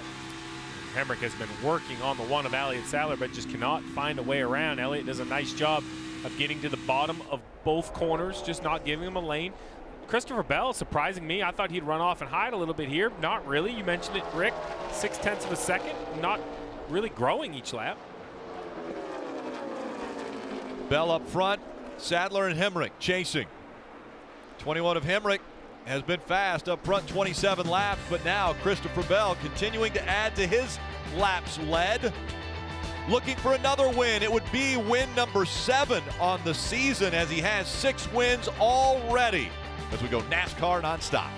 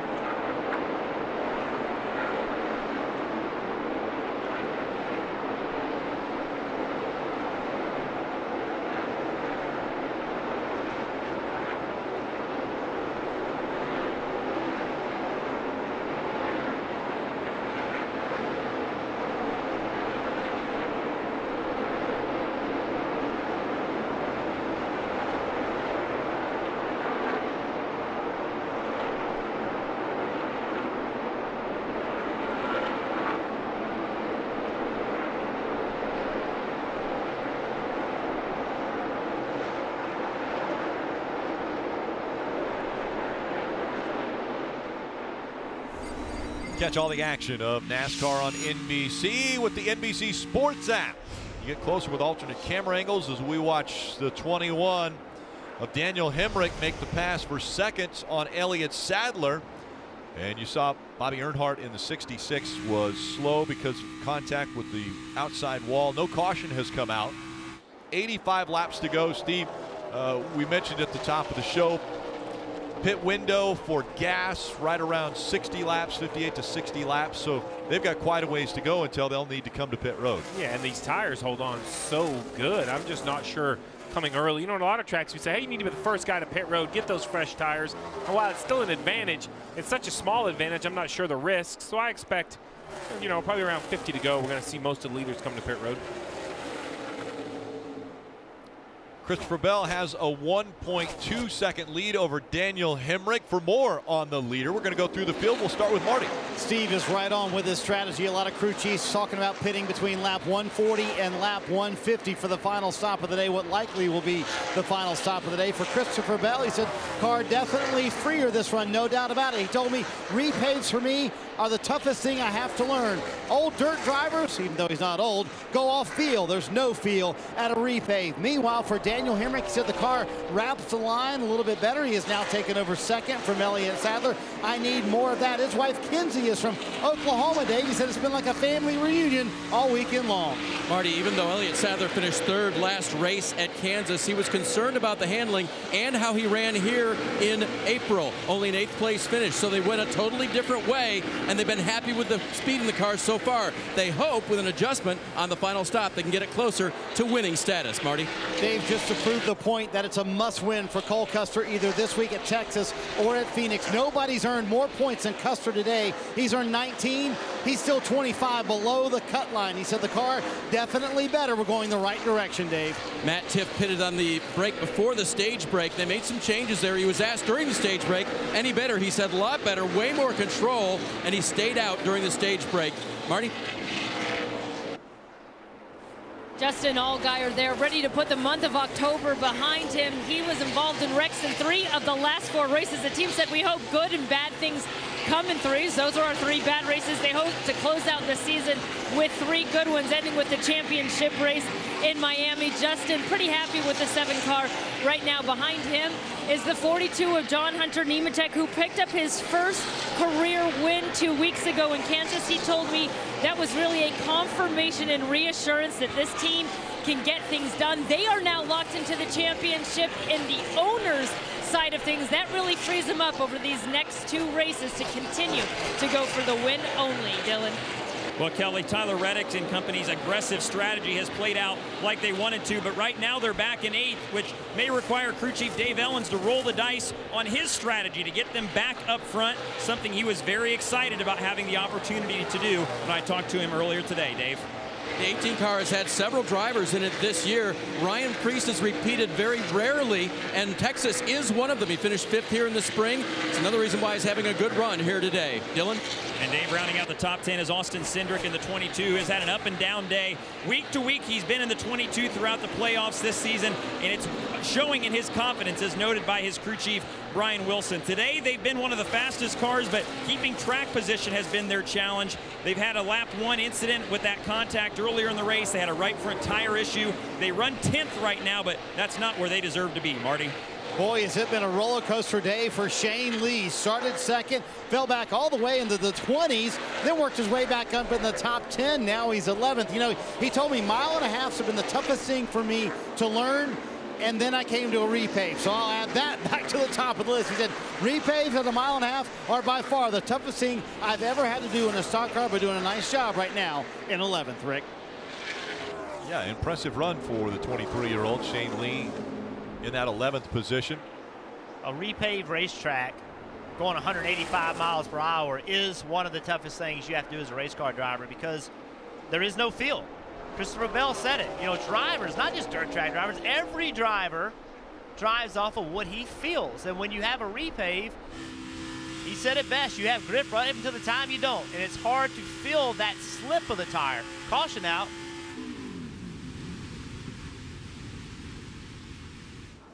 And the 11 hard smoke rolling out. You see the damage to the right side. Now, he was involved in an accident earlier. So Ryan Truex here to the garage. Oh, decisions. Really? As a crew chief, you're thinking there's decision to be made? Well, you can't make it from here on fuel. So, you know. Only 5 sets of tires. Correct. And we've seen them put on at least 2, some guys 3, depends on what kind of strategy they were earlier. I mean, I think you have to come right now, put on your last set of tires thinking it's going to be fuel only in say 15 laps, or you'll at least be in your window in 15 laps. It would be a major gamble to stay on the racetrack, but if you're somebody like Austin Syndrich, we just heard the report that, you know, they have a good car, but they can't seem to get any track position. Dylan was saying if they had track position, they thought they could keep it. maybe it's a big gamble for Syndrich. He's in a must-win situation. So if everybody pits, stay on the racetrack, Jeff, and just see what could happen in the last 75 laps to make your strategy better. If you're Christopher Bell, do you come to pit road? If I'm Christopher Bell, I absolutely come to pit road. I have the most dominant car. I've recovered from an early incident, drove my way back up through the field. I got track position with strategy before the stage. You come, you take 4 tires, you fill it up with fuel, and you know you can run all the way to 14 to go. You may get a yellow, maybe an obvious time to get gas and go, but I think the safest bet for someone like Christopher Bell, for Daniel Hemrick, is to pit right now and make sure they stay in a relatively conservative sequence. I think one thing that's a difficult conversation also, Steve, to all that is we've heard that some teams have a set of scuffs. Like, if you put those on now, then, you know, you're using them. Then you get that late race restart and you can't put them on. How bad is that going to hurt you? 74 to go. I'm not sure I'm putting tires back on again. Even if there's a race restart, it's going to be gas only. I'm going to try to keep my track position. So whenever my best set of tires are, they're going on the race car right now. Well, the final green stretch run here has been 16 laps or longer the last 12 races. So it can come down to a sprint, but there have been some long runs to end races here at Texas. And who's going to come? Who's going to stay out? The 20 is definitely coming and leading quite a few cars onto pit road toward you, Dave. Third place, Elliott Sadler is coming to pit road. He'll get 4 Goodyear tires and Sunoco fuel to go to the end. Just a little free to start. That's what he wants an adjustment for. It'll be chassis and air, Marty. Christopher Bell said it was definitely to start too tight at the end. He said they're going to go with scuff tires here. Jeff talked about that. Scuff has scuff tires. Rick has sticker tires. For Daniel Hemrick, he said his car 2 and 3, and he's going to pressure adjustment for the 20. And race off pit road. Brandon Jones, we saw him way ahead of everyone. Didn't take tires. Hemrick holds on to second. Bell a couple spots lost, and Sadler also a spot lost. And take a look at this, a crazy moment when the tire blows up on pit road for the 66 of Bobby Earnhardt.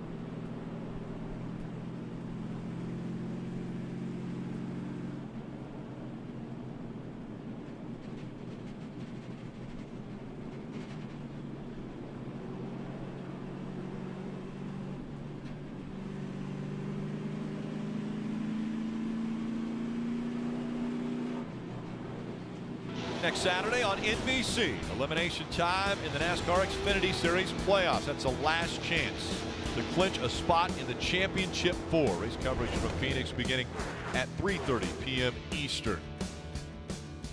And problems for Cole Custer on pit road. He had a crew member over the wall too soon. Yeah, disappointing. They had earned 19 points in the stages. They came in with a pretty daunting task to try to get out of the basement, trying to move up the playoff leaderboard, but they were doing a nice job.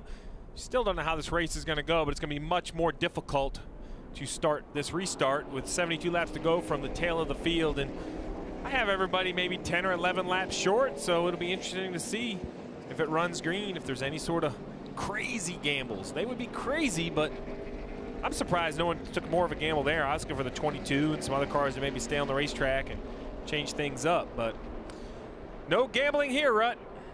You know what? Eddie Gossage and Texas Motor Speedway, Steve, are all about the fans. They're always trying to give them what they want. How about this? There's a full-size Torchy's Tacos right here in the infield. I went inside. It's amazing. Full bar, full menu. The first time I ever had Torchy's was when Eddie Gossage took me to lunch out here at one just down the road. But that's not it, guys. Check it out. They have a 7-Eleven trackside. This is the first time 7-Eleven's ever done anything like this at a sports venue. It's open 24/7 this weekend, and I checked it out earlier. It's amazing. Everything you could possibly need is there this weekend, and Eddie Gossage gave out Slurpees on Friday after he lost a bet. Spoiler alert, I think Eddie meant to lose that bet so everyone could have a free Slurpee. Rick, you had one at breakfast yesterday. Pretty delicious, I'd say. It was quite delicious, Rut. I definitely enjoyed it. It was blue. Mine was blue. Hey, Rut, carnitas and a blue Slurpee. You know what? We're here for 71 more laps. You can make it up here. Run that up here, my friend. Headed your way, guys. Headed your way. Lovely. Brandon Jones has chosen the inside line. Daniel Hemrick will be on the outside. Brandon Jones, no fresh tires. Daniel Hemrick, 4 fresh tires. Remember, Daniel Hemrick only has sticker tires, so I think it's actually an advantage for Brandon Jones having scuffs. Going to have to block Christopher Bell right here on this restart, though. They go into turn 1, and Christopher Bell up the track again. He's able to catch it this time.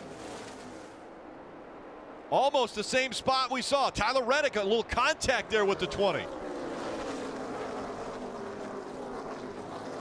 Bell's going to have to fight hard way up the racetrack. Now he's going to have to turn left and block John Hunter Nemechek. Can't do it. Too much momentum.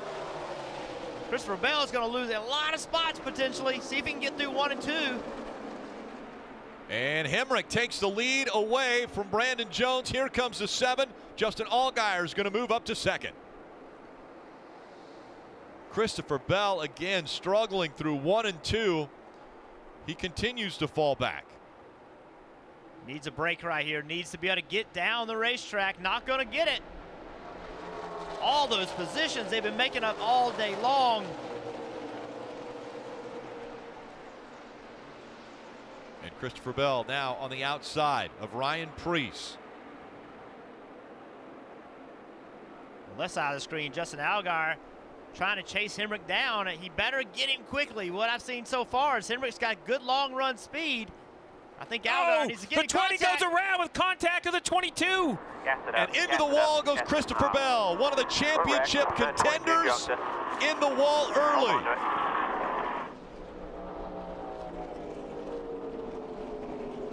And a lot of damage to the 20. Even though pit road is closed, they've got to take the advantage. Look at the steering wheel shaking. They have to take advantage of being that close to their pit stall so that they can do work on that 20 and try to get him back out on the racetrack. The leader's in the middle of 3 and 4 right now. Their goal is to try to stay on the lead lap here. If they can't stay in the lead lap, Steve, they just got to stay and keep working on it. 530 pretty bad. 22 up the track. Yeah, Syndrich just couldn't hold the bottom of the racetrack. Most of that we've seen in 1 and 2. This time it's in 3 and 4. Interesting now how many laps are left in this race. Yeah, the 20. This is I mean, look at the left front tire on the 20. I would say they have some pretty catastrophic suspension damage. I'm not sure they're even going to be able to continue. There it is, the contact. 22 up the racetrack. Sends the 20 around. And you mentioned it, Rick. 66 to go. We look at 65, maybe 64 when pit road is open. Fuel window at 60. You know me, I'm a gambler. I'm on pit road for sure. Do you gamble? Inside 22, he's there quarter. Inside quarter, give him room. Gas it up, gas it up, gas it up. We're wrecked. 22 jumped us. He did all he could. Right here, you see the 22 gets up the racetrack, gets into to the back of the 20, and then the 20, you see Christopher Bell wide open in the throttle, trying to keep it off the wall. Just too much momentum, couldn't keep it off. And Jeff, they are done for the day. Chris Sherwood, the car chief, went over. The suspension damage is too bad. The left front is, completely cambered in. And we saw on the in-car shot, Christopher Bell driving down pit road. That's how bad the steering wheel was shaking just then. Right now, as you see on the left-hand side of your screen, 17 points below the cut line. See Jason Ratcliffe looking on helpless with wrecks at Kansas, now at Texas. Christopher Bell could go to Phoenix in a must-win situation, Dave. Fuel only there for Elliott Sadler. That should get him to the end if they're careful, Dylan. And Austin Syndrich, who made contact there with Christopher Bell, came down, took fuel only, but they're working on the right front just to make sure that they don't have a tire rub after that contact with the 20. Also, Cole Custer leaving pit road as well with some tires and fuel there for those guys. So Cole Custer away as well. No fuel concerns for these guys. They should be able to find to make it to the end. The car was a little bit too free. They might not be too confident about that fuel window. Well, you know, we give a rough window. They know what they've been getting all day long on this track today in this specific condition, the weather conditions. So maybe they're getting better mileage. I thought 65 was still just outside the window, and there you see Christopher Bell. Disappointment setting in. So right now there are 7 cars that are off the track, including Ryan Truex, who is currently 33rd. So as the drivers that continue to go by the 20 of Christopher Bell, you will see him fall down the scoring monitor until he falls at least to 32nd. It's been a tough day for Christopher Bell, even though he was the pole winner earlier today. This is how the race started. First lap. Car spun, luckily did not make any contact, was able to keep moving. Came in and put some tires on it. Drove himself back up through the field. Very methodical drive. Right here, 2 cars wrecked right in front of him. Would have thought this was a good break for the 20. And then he proves he has perhaps race-winning speed as he goes by the one of Elliott Sadler. Continues to work his way to the front. And then here, this is where it all started to go bad, Jeff. This last restart, he started to lose track position. Exactly right. That big slip in turn 1 lost all that momentum. Then he got stuck on the outside, and he just kept coming. And then ultimately, you see the 22 of Syndrich getting into the back of the 20 and spinning him around. It all started in turn 1. He just didn't have the grip that he needed on that restart. Think about this, Rick. This driver came into Kansas 33 points above. He's won the most races. He's had an absolutely outstanding regular season. But there are no guarantees in the playoffs, and this is just one more example. He's going to leave here at least probably 20, 25 points below the cut line. Yeah, we look at the Toyota driver update, and you see lap 2, he was 32nd. We watched him battle all the way up to the lead on lap 93, and then after he fell back, he gets tagged by the 22 of Syndrich and falls to 26th, and he'll fall at least to 32nd, Marty. And guys, see Cole Custer, he came down pit road. Let me clarify, just checked in with Jeff Mandering as crew chief. They are 1 lap short. So Steve, that's why they came down pit road here. They're close, but they may be 1 lap short. Hemrick spun his tires, got up, and maybe a little contact with Justin Allgaier as they go side by side into 1 for the lead. Well, Allgaier needs to beat him off turn 2. If he does, he can control this race. Way up the racetrack, though. And they're still side by side as they go down the backstretch, fighting for the lead here in Texas. Oh, Hemrick loose. Hemrick almost sideways. Allgaier up the racetrack. They're still side by side as they come into the tri-oval. Great job by Allgaier to recognize Hemrick's situation and get away from him to keep from getting spun out. What will he do as they go through 1 and 2? He races him hard. Oh, and there's a wreck behind him. Behind him into the fence, the 18 and the 19. 2 Gibbs cars. Who's going to be the leader here? Now they'll go to the last loop crossed when the caution came out to determine who was up front. But it looked as though Justin Allgaier may have been in front when the caution came out. Allgaier will be the leader. Hearing from NASCAR that Allgaier will be leading the race when we go back to action. But we saw the 18 and 19 both struggling through 1 and 2. Been a bad couple cautions for Joe Gibbs Racing. 3 cars involved. Once again, Brandon Jones. Yeah, free again. Saw it earlier in the race. You never like to go up to the racetrack and collect anybody. Even worse when it's your teammate. Yeah. Remember the 19 was out there on old tires, trying to save that set because he had spun earlier. I think he's going to have to come to pit road now, put on his last set of tires. And the decisions are going to be interesting decisions because this caution should get Cole Custer and Elliott Sadler inside their fuel window. No one in front of them is inside their window. So while Justin Allgaier is up there with the lead and feeling really good about it, he knows he has to come to pit road one more time while there are other playoff drivers, namely Sadler and Custer in 11th and 12th. Rick, they're sitting back there thinking, I hope all you guys pit. We're going to be looking great. Do you do that now, Steve? If you are the race leader, Justin Allgaier, do you give up that track position to come to pit road for fuel? This is the worst timed caution you could hope for. You were hoping it was going to run 20 or 30 laps. I think you have to stay out at this point. You're going to restart outside the top 20 if you come. You see the decision by the 7 to stay out, but the 9 of Reddick, 23 of Gallagher, Lee, they come to pit road. We are going to have multiple strategies as this race comes to a close, Dylan. And Tyler Reddick, who pits from inside the top 10, they're just going to take fuel. They didn't think they could make it. They were telling him to save under that yellow, but decided at the last minute to come down and top it off, so they should be good to go to the end, Marty. Shane Lee coming down pit road. He's going to top off right here and make a wedge adjustment as well. They think they're very close. Meanwhile, Daniel Hemrick's team waved it off because they said we're multiple laps short. So that's another RCR car coming down pit road, the 21 staying out.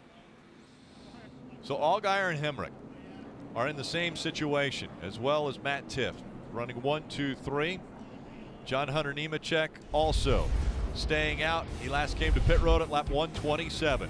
Brandon Jones clips the back end of Ryan Preece. Both go around, bringing out the caution as we go NASCAR nonstop.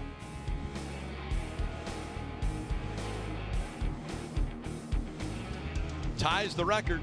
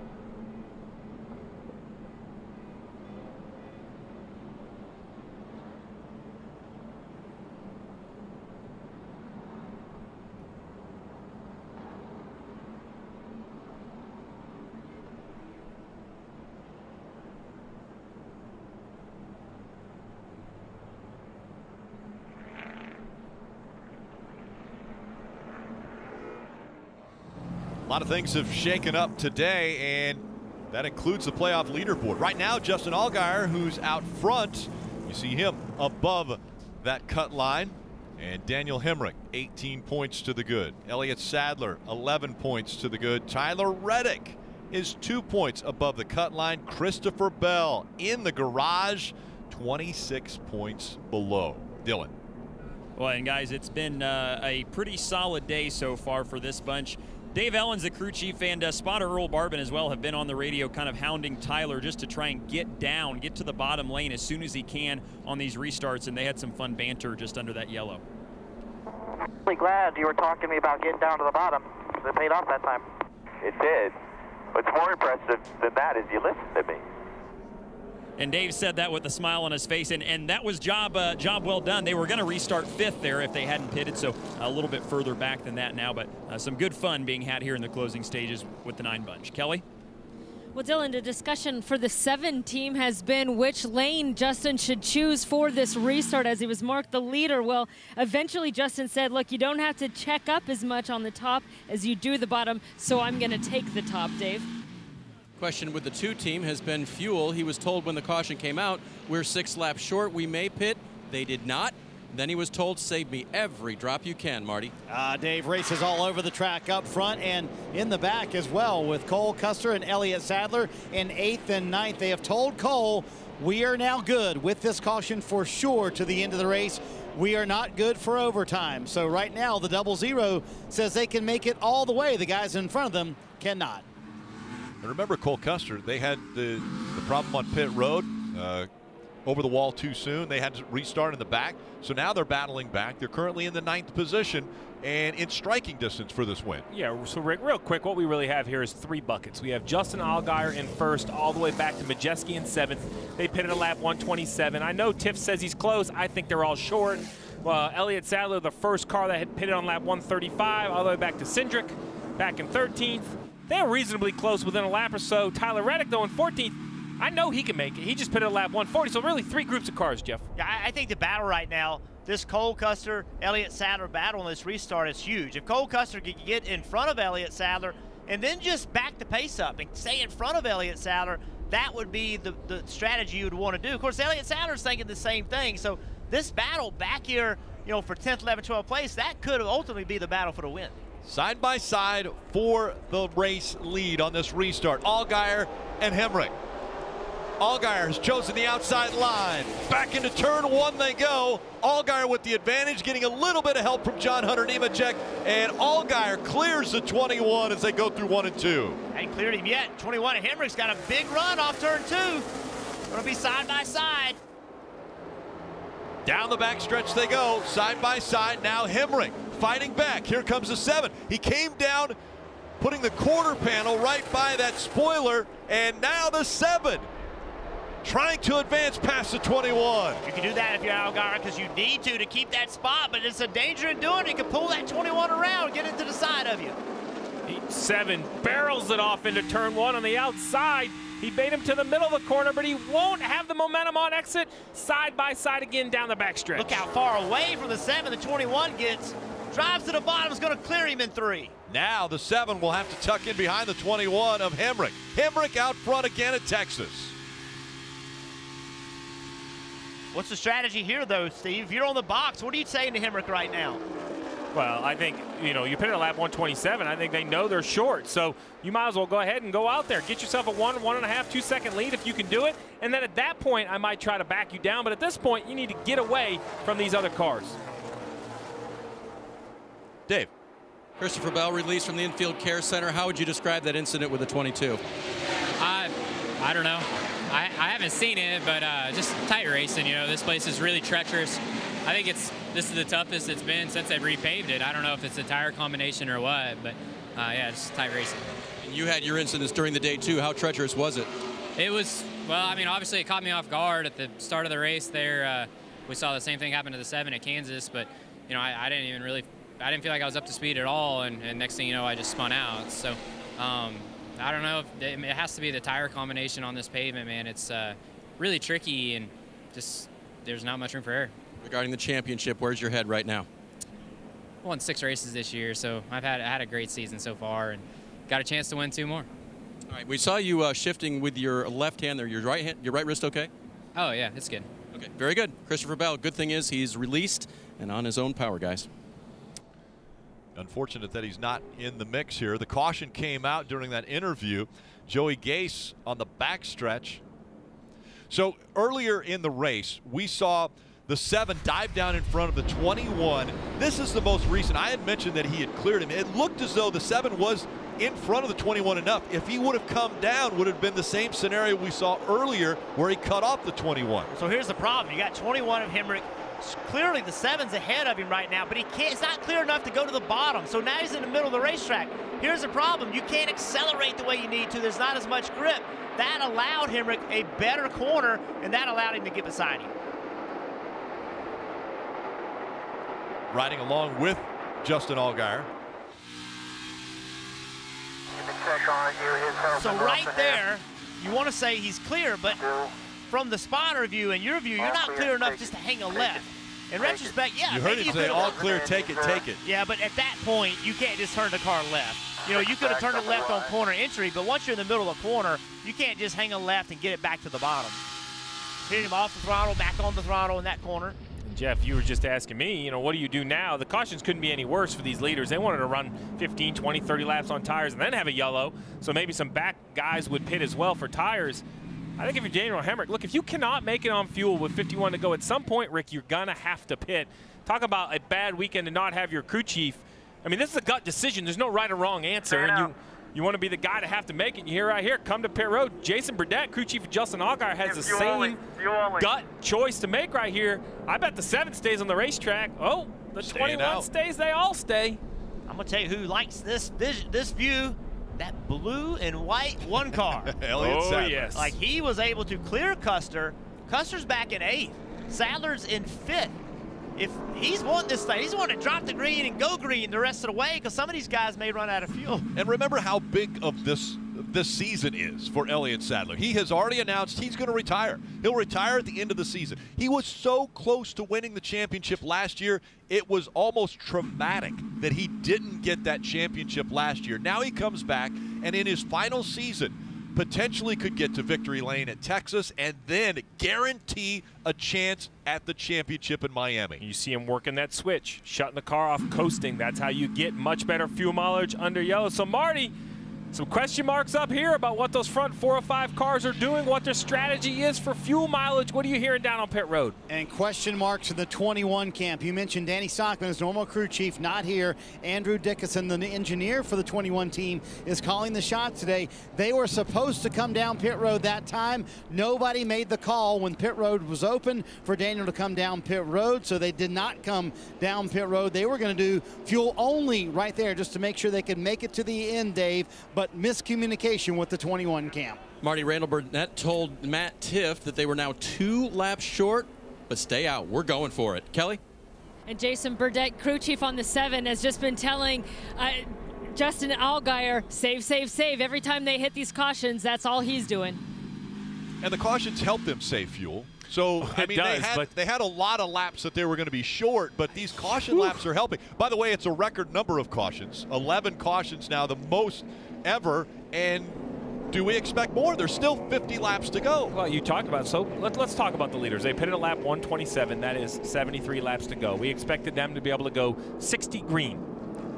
Well, I'm not real good, but 73 is 13 more than 60. They have to find those somewhere. They've had 16 yellows. That gains you about 8 laps. It's about 2 to 1. So now the 13 you were short, maybe 5 short. And let's not forget the truck race where the leader ran out of gas off from turn 2. So we have seen fuel play a factor in these races already this weekend. We're seeing Joey Gase there, and this is the reason for the caution. Joey Gase, another one. The car's on the inside. We see him slide up the racetrack, hit the wall. That was going down the backstretch coming out of turn 2. So one thing we've seen these aggressive restarts, well, you know, you're going to have to fight for track position, because if you have track position, you're leading the race, well, then maybe you can save a little bit of fuel. But to do that, to get this lead, you're going to have to push that throttle and burn some fuel. Let's listen to what Daniel Hemrick's team is saying. Pitfall, we're all good here. My bad. Regroup. We're going to be fine right now. We're see what we wanted to do. Sorry about the lack of communication.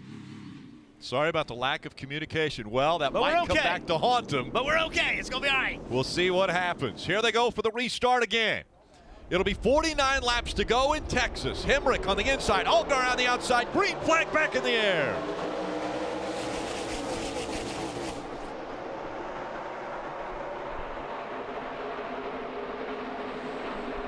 Again, Allgaier charging on the outside, making that higher line work. Can he stay with the 21? Down the backstretch they go. He's going to need to pinch that 21 off. A little bit of a run, but no help. More help's coming bottom. More help's coming bottom. Even.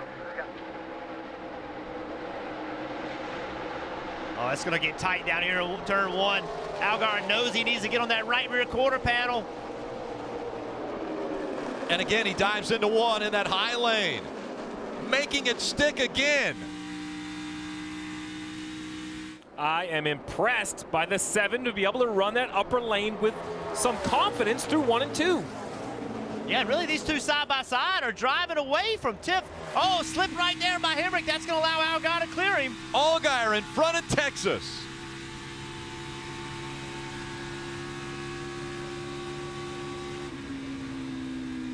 Able to make the pass. We listen in to the 21 spotter.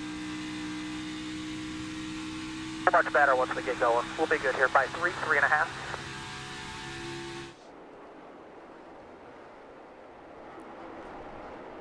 It's Brandon Lyons, spotter for Daniel Hemrick.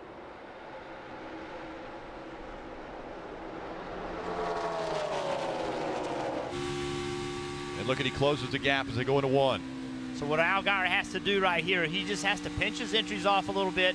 Don't lose the bottom like that right there. It's not necessarily about making the best lap time right now. It is about slowing the 21 car down. Well, there's 2 races. We have the race for the lead between the 7 and the 21, and the race between the 42, the 00, and the 1. That is so important because the 00 and the 1 have the best fuel situation. If this race goes green, they perhaps are racing for the race win, and they're racing like they know that, Jeff. Very aggressive back there inside the top 5. The 42, he hasn't given up yet, has he? No, the 42 of John Henry Nemechek, he's very aggressive with that side drafting. That puts you in danger. You saw the room that the 7 gave the 21. The 42 is not giving the 00 that much room. Right on that quarter panel, sucking the 00 around. I don't think the 00 is going to appreciate that. A playoff car trying to work his way to the front. The 42 last week's winner. I know there's, no rules. You can race each other how you want, but I think Cole Custer has to be getting frustrated with John Hunter Nemechek. And John Hunter Nemechek, that's for the 4th position. He has it. In between John Hunter Nemechek and Allgaier and Hemrick is Matt Tiff running in the 2, and he's currently 3rd. And they've made sure that Cole knows we're good to go to the finish. They also, while he's trying to deal with a 42, he's watching the 1 behind him as well. So, Jeff, that's a tough spot. You're trying to get by someone. You're also trying to protect the bottom to make sure you don't get past, because that could be for the race win. Well, the best thing he has right now going for him, Marty, is that he is driven away from the 1. So, really, he can just focus on that 42, not have to block that 1. See that? If the 00 can get to the 42, then the 42's entry into the corners is a high arc. He uses a lot of racetrack. That'll work against him if Cole Custer can get to him. Last week it was 2 weeks ago, it was John Hunter Nemechek who got the win, not in the playoffs. Justin Allgaier is in the playoffs. If he gets the win, it's a guaranteed spot in the championship 4 at Miami. We go NASCAR nonstop.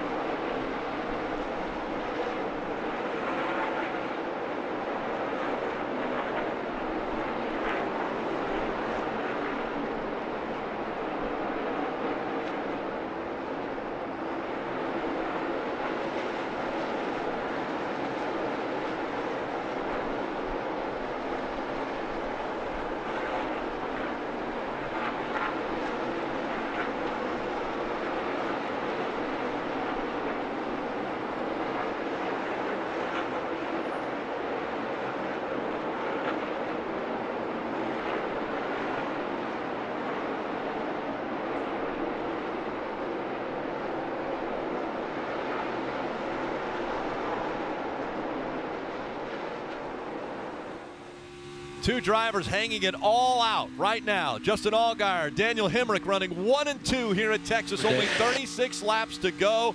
And again, these two, it will be very close if they can make it on fuel. Coming up on the lap traffic. And you saw the closure rate there that Daniel Hemrick had to deal with. That has put the gap between Hemrick and Allgaier now about 10 car lengths.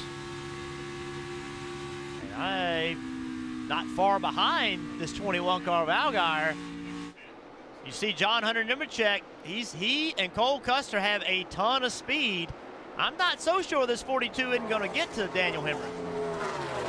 Now, John Hunter Nemechek also came to pit road the same time as Allgaier, Hemrick, and Tift. Cole Custer, the first one that has come to pit road more recently, and Cole Custer thinks that they might be able to make it on fuel. He's running 5th. Yeah, Rick, Jeff was talking about who has the most speed. I'm not sure it's not going to come down to who has the most fuel, because the last time they were on pit road, you mentioned it. And we saw the 7 go way high in Justin Allgaier. That's allowed the 21 to close the gap back up. The 7 went way high because he was dealing with lap car. Tried to go around him, and just wasn't that easy. Then Hemrick had to deal with the lap car, but look behind him. Here comes John Hunter Nemechek, running him down. The question is, will he have enough fuel with 33 laps to go? Let's take a look at the top 10. And the last time they were on pit road right here, you mentioned it, the front 4 all at 127, but look right here. Oh man, the 00 and the 1, they were on at 135, and behind them, Tyler Reddick at 140. We know Tyler Reddick is good for sure. We got to assume with the yellows, the 00 and the 1 is good as well. And if those guys can make it from 127 and run this fast, bravo. Well done managing all the situations. And I think that speed from John Hunter Nemechek is going to force Hemrick and Allgaier to run a little harder than they want. He's coming from behind. They can't just back off. Marty. Hey guys, Cole Custer just came on the radio, made a very interesting observation. He said, I know that we're good. I think everybody in front of us is 2 to 3 laps short, but in your calculation, make sure you note, I feel like lap times are picking up, and it has gotten much cooler, Steve. So as a crew chief, you have to put that into the calculation as well. These guys up front, in theory, 2 to 3 laps short, but we're turning out much quicker lap times right now than we were earlier in the race. Yeah, quicker lap times mean more time at wide open throttle, means you're burning more fuel.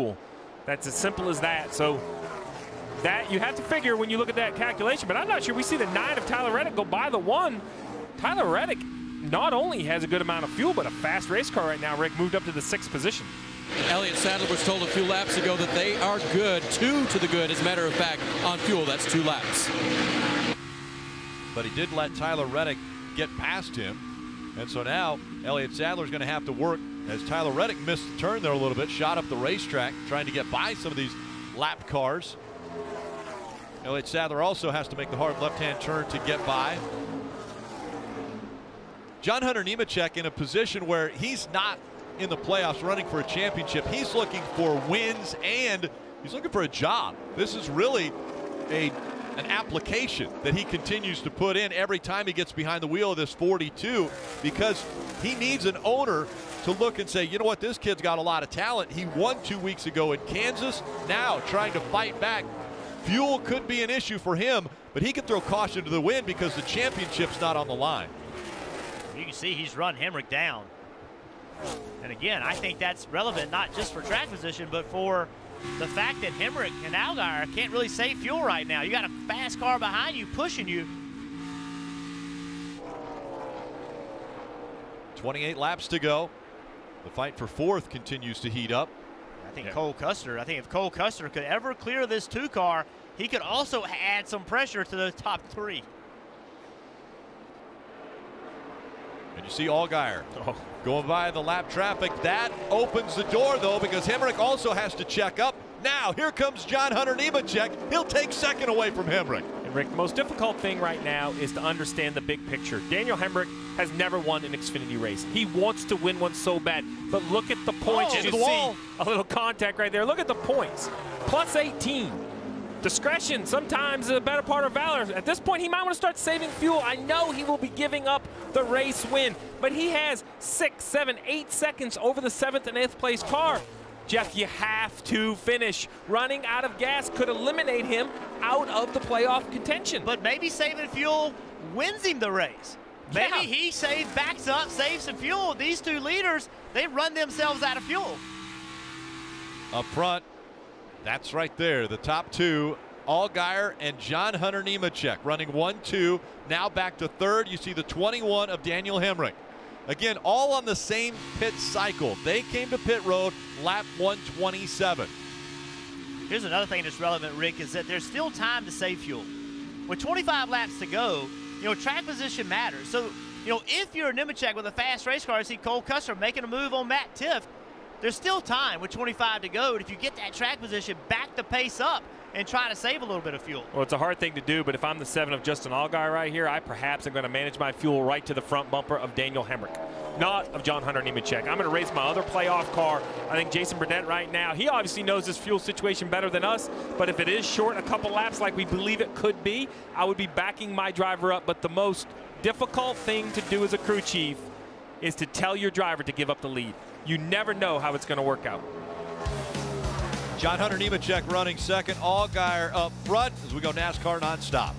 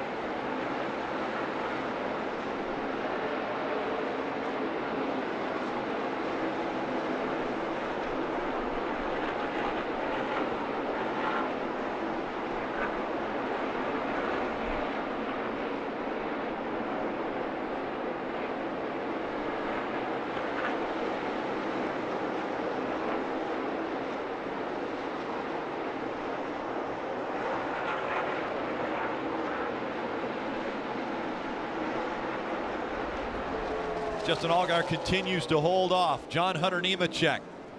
Both on the same fuel schedule. They both came to pit road at lap 127. Steve told us at the beginning of the show the pit window was probably on the outside 60 laps. If you do the math, that's 73 laps that they're going to try to go on one tank of fuel. Now, we have had a few cautions. Here comes the 42. He's closed the gap now as he goes into turn one. He'll take the inside line, try to take the lead away from Allgaier. Allgaier got held up with lap traffic, just timing. Just bad timing for Allgaier. Didn't do anything wrong. And look at how the points there, the playoff points swing. Justin Allgaier falling out of the lead, now just 3 points above the cut line. As you said, Rick, both these teams on the same fuel strategy. Both came to pit road on lap 127. The 42 team tells me that they are good to go to the end, and I can tell you that Jason Burdett, crew chief on the 7, has not said a word to Justin about fuel saving or otherwise. Well, 73 laps, 16 yellows, about 2 to 1. Say you even think you can get 3 to 1, which would be very aggressive. Almost into the wall there. I still have them 1 or 2 short. So I like the 42. You know, hey, we're good. We're going to run hard. I don't think they have anything to lose. The 7 would be my concern. But they're in the position now with 16 to go, Jeff, that I'm not sure what options they have. Yeah, it's just a tough call. I think you could save fuel here, though. Certainly, Marty. And Jeff, meanwhile, for the third place team of Daniel Hemrick, they are 5 laps short. And imagine being Andrew Dickinson. You get 1 shot at being a crew chief, filling in for Danny Stockman. Number 1, his calculator's been working, but a moment ago had to come down and talk eye to eye with the gas man to make sure he knew exactly how much gas he needed in the car. Their plan, hitting in about 4 to 6 laps. And there you see that conversation moments ago. 4 to 6 laps are going to come down pit road. They are again 5 laps short on fuel. When they hit pit road, that's 15 points at least. With as many cars as on the lead lap, you look at the playoff picture, currently plus 20. Keep an eye on that, because when this 21 comes to pit road, that plus 20 is going to go away very quickly. Every position is a point. And if Daniel Hemrick has to come to pit road, he will lose an enormous amount of positions and points. John Hunter Nemechek, and the caution could come out here. The 16 of Ryan Reed around, and it does come out. Mark it down. Now, instead of coming to pit road, do you shut it off? And try to save fuel, because you're going to have less than 10 laps to go to the finish. Rick, this is why I did TV, because I don't have to make the decision. But, so you're absolutely right. Here's the point. John Hunter Nemechek, they claim they were good. They're not coming in. They're done. Justin Allgaier, we don't know. We've heard nothing on the radio. Hemrick, they say they're 5 short. I don't think they can gain 5 in a caution. So if they pit, they're going to restart outside in the top 10 or 12. 16 on the lead lap right now. 16 on the lead lap. And let's be clear, playoff cars, 2nd, 3rd, 4th, 5th, 6th, 7th, and 8th. Look at all the damage to Ryan Reed. Take it to the garage. 2 teammates. Once again, a car on the outside of another car, taking the air off the 60 car. Majeski driving the 60. Just up the racetrack in Ryan Reed, and nothing new. That's the same wreck we've seen all day long.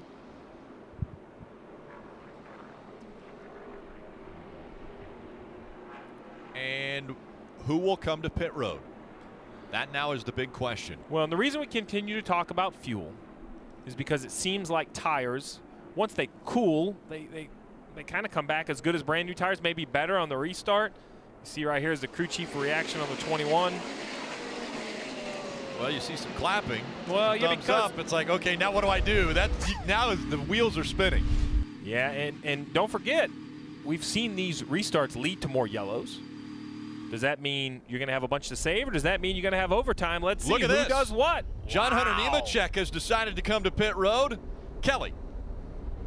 And so has the 7 there behind him of Justin Allgaier. Just before that caution came out, his crew chief had just told him to start lifting early, to start saving fuel. So they're going to come in and get 4 sticker Goodyear tires and Sunoco fuel. Then we've got the 42 of John Hunter Nemechek. His car's been slow to fire off, but he said it came in quicker to him on that last run. Also 4 tires and fuel for the 42, Marty.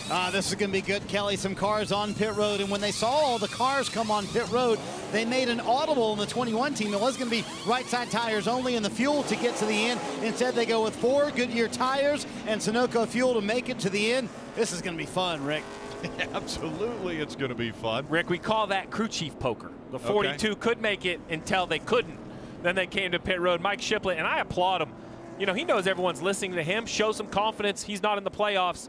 Gave his driver a chance to win. But how about Cole Custer in this 0-0? We feel he's good on fuel. He now controls the race. We'll have Tyler Reddick lined up next to him. Elliott Sadler and Austin Syndrich in the row behind them. Yeah, it looks like, you know, these guys that pitted, they're going to start pretty far back. They're not going to be right on the leader. They're going to restart around 11th, 12th, something like that. That's about what I had. I had about 10 cars stay out. We'll know better as they come around. Timing will reset at the start-finish line. Joey Gase is going to take the wave around. It looks like he's still in front of race leader Cole Custer, but he'll go around before the restart. Let's listen in to the radio from Austin Syndrich. I think that's my number right there. If 4 guys pit, we stay out. If less than 4, then we come and put some tires on it. I like that. We're trying to figure out where they want to line up. You heard it, less than 4. Well, he's going to line up 4th, so what a day. Look at the right front fender. Yeah. Damaged on this 22. They've done a nice job taking the opportunity to repair it when they had time. And Nemechek, the first car, all 4 tires, is going to restart 6th. So further up than we thought he was going to be. Yes. That's in good position right there. Allgaier will start 7th. Daniel Hemrick 8th. Matt Tiff 9th.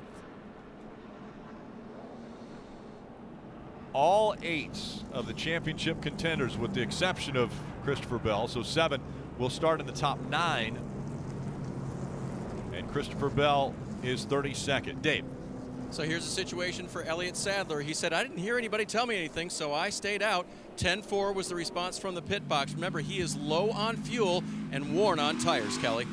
Well, it's been a great race for Justin Allgaier. He's led 37 laps, run up inside the top 5 much of the day, and yet, as the points show right now, he is 16 points below the cut line. Believe me, he will be motivated to get back up front, Marty. Kelly, look at how the game has changed for Cole Custer. Jeff Mendring making the call to come down pit road at lap 135, and here he is with the lead. He said, what's our point situation right now? They told him, really good if we win this. Remember, he is in a must-win scenario, either at Texas or Phoenix, Dylan. Well, and Marty, crew chief Dave Ellens for Tyler Reddick told me earlier today that he'd love if some strategy came into play. Well, he's got his wish now. His driver stayed out on the racetrack. They wanted clean air, and they've got it as he'll restart outside the front row. And that's the question. Does Cole Custer take the inside or outside on the restart? I would take the outside. I don't know. Think about the restarts we've seen today. Where is it safe to restart? We've seen wrecks from every position. Start of the race. Christopher Bell around. This was lap 1, Rick. And then the 19, Brandon Jones up the track, catches the 5 of Michael Annette. Brandon Jones again caught the 18, Ryan Preece.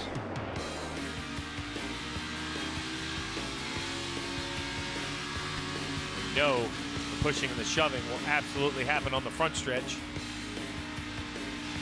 I mean, to answer your question, if I'm the crew chief for Cole Custer, if I'm Jeff Mendring and he's asking my opinion, I think you have to be on the outside. I think you then control the opportunity to get through 1 and 2 better, versus if you're on the bottom, Jeff, you're so dependent on that guy on the outside. If he pins you down, what can you do? Yeah, if you're the guy on the bottom, even on the launch, the guy on the outside, he can side draft you more easily to try to pull you back and slow you down. So, you know, I think it's a tough call, but I think you're right. I think you got to pick the outside. But the main thing you got to do is you got to launch. You got to leave the restart zone better than the guys beside you, then you can beat them into turn 1. He's going to go the inside, guys, with the reason Austin Syndrich and another Ford should be behind him. Oh, so he's worried about who's going to push him. We'll see. We'll see. I don't agree with that call, but you know, Cole Custer's very talented. He won Miami last year. He's looking for his 2nd win, and you know, he knows what he wants, and he thinks he'd rather have that car behind him pushing, Dave. Sadler's going to restart 4th instead of 3rd. Listen to this. He blocked me. They need to review that. I didn't slow down. Tell Wayne to review that. I kept up with the same speed. He pulled in to block me. I'm not running through the grass. Tell Wayne to check that, man, real quick. This is very important. So Elliott was shutting it off to save fuel. NASCAR said he didn't maintain pace. He says the 22 blocked him, and when he was not maintaining pace, he was told he was going to start behind Reddick 4th instead of 3rd on the inside. So NASCAR rule is that you have to maintain speed under these cautions, and if you don't maintain speed, they can, you know, a guy can pass you. They can put you in a different spot. So he's saying, hey, man, it wasn't me. I got blocked. Well, the one perhaps advantage is it lines those Junior Motorsports teammates up on the outside. I'd be looking for some hands out the window of the 00 here to try to get a shove. If Elliott Sadler could time this and push his teammate. Remember the last time Elliott was on the outside, he got all the way back up to 2nd on the restart, Marty. And Steve, real quick to correct, Cole Custer actually thought the 1 was going to be behind him, so that affected Cole Custer. He thought he was picking on the inside because Sadler would have been behind him. And Sadler's on the outside. Now, the field back in the hands of Cole Custer. Tyler Reddick making up row 1. Custer on the inside, Reddick on the outside. Oh, it's trouble for Cole Custer. Reddick with a good restart.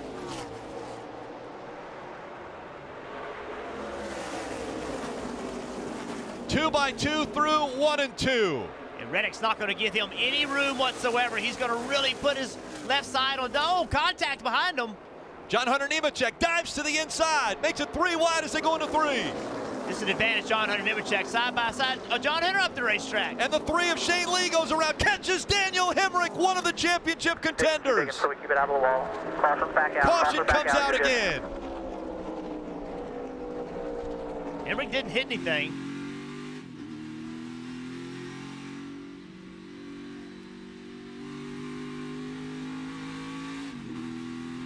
Hemrick was plus 16 points prior to that.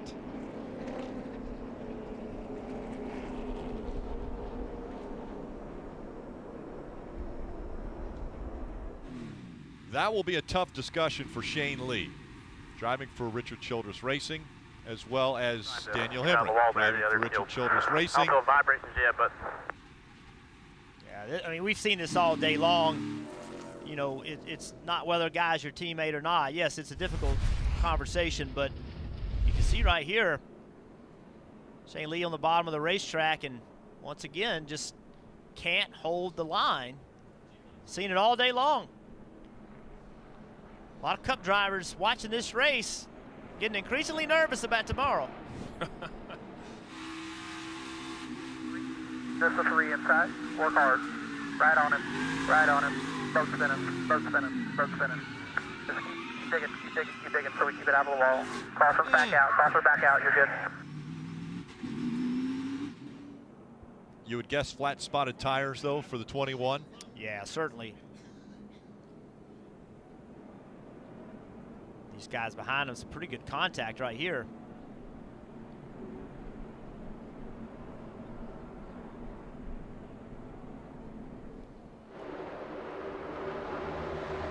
As you see those guys wrecked, you saw the leaders come through the picture, Rick. To me, like the 9 of Tyler Reddick had the advantage on Cole Custer, and as they ride around here onto caution laps, that's what we have. Reddick, Custer, Sadler, John Hunter Nemechek, the top 4.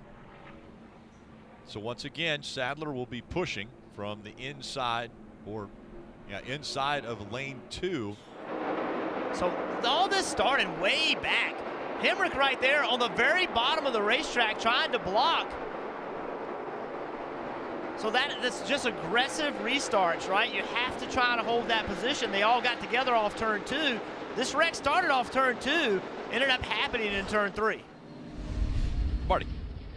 And Rick, he was kind of upset with both of his teammates, Matt Tifft and Shane Lee. He said the 2 got into him coming down the backstretch as Jeff was talking about, and then the 3 kind of finished the deal off. So they're not sure if the tires are flat spotted or not. Daniel said he doesn't really feel a vibration when he's just running, but when he pushes the brake pedal, a very big vibration. So these are obviously scuffed tires. They're going to put on a little rear damage as well here on the 21 car. Not going to worry about that, and he will restart last car on the lead lap, likely in 17th when we take the green with what's going to probably be an overtime finish here at Texas. You can see this is a set of older tires, so they had glued the lug nuts on them, but they weren't. The glue hadn't set up yet, so they literally had to physically put the lug nuts on the studs. At the conclusion of this race, it's Ohio State at Notre Dame for college hockey. Right here on NBCSN, and you see the work continuing for the 3 of Shane Lee.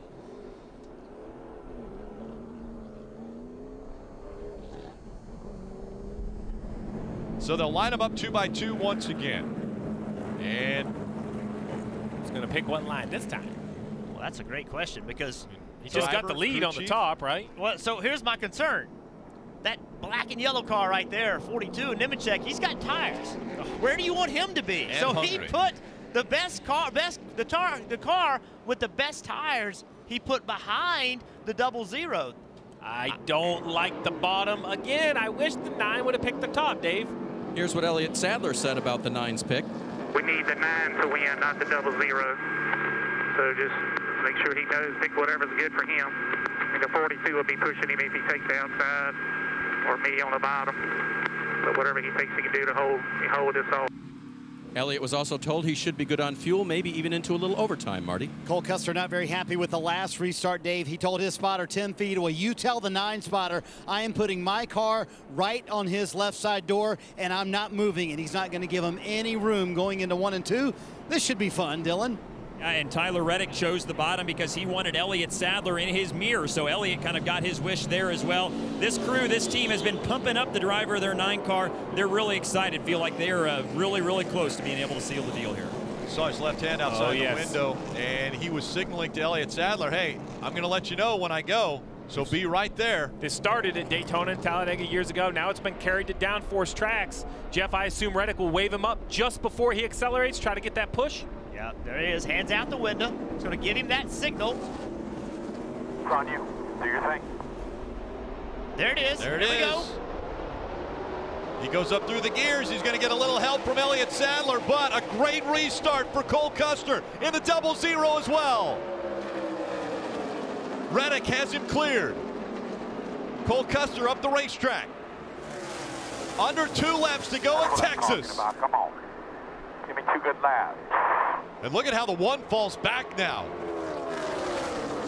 Elliott Sadler all the way back to 5th and fighting for that spot. Now back to 6th. 1 lap to go, presented by Credit One Bank. Cole Custer's run Reddick down. All over the back bumper. Can he get him loose? Down the backstretch they go. Here comes Cole Custer. They hit! Contact made! Tyler Reddick trying to stay on his bumper. Cole Custer trying to pull away. Cole Custer takes it in Texas. How about the action down the back straightaway?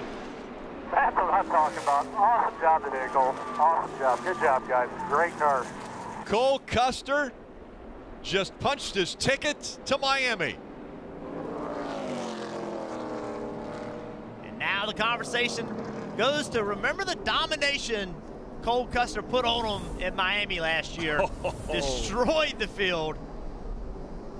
Cole Custer, this is just his 2nd win. What you mentioned, his first ever win came at Miami a year ago, and everybody scratched their head and said, where did this come from? Cole Custer, what a performance he put on at Miami, and now he has a guaranteed spot in the championship 4. What a finish. Tyler Reddick got out to the lead. I thought for 2 laps he was going to be fine in the 0-0. A track that has been difficult to pass on, he just runs him down and goes by. Now he wants the checkered flag. He stops at the start-finish line. Cole Custer at 20 years old, grabbing his 2nd career win in the Xfinity Series.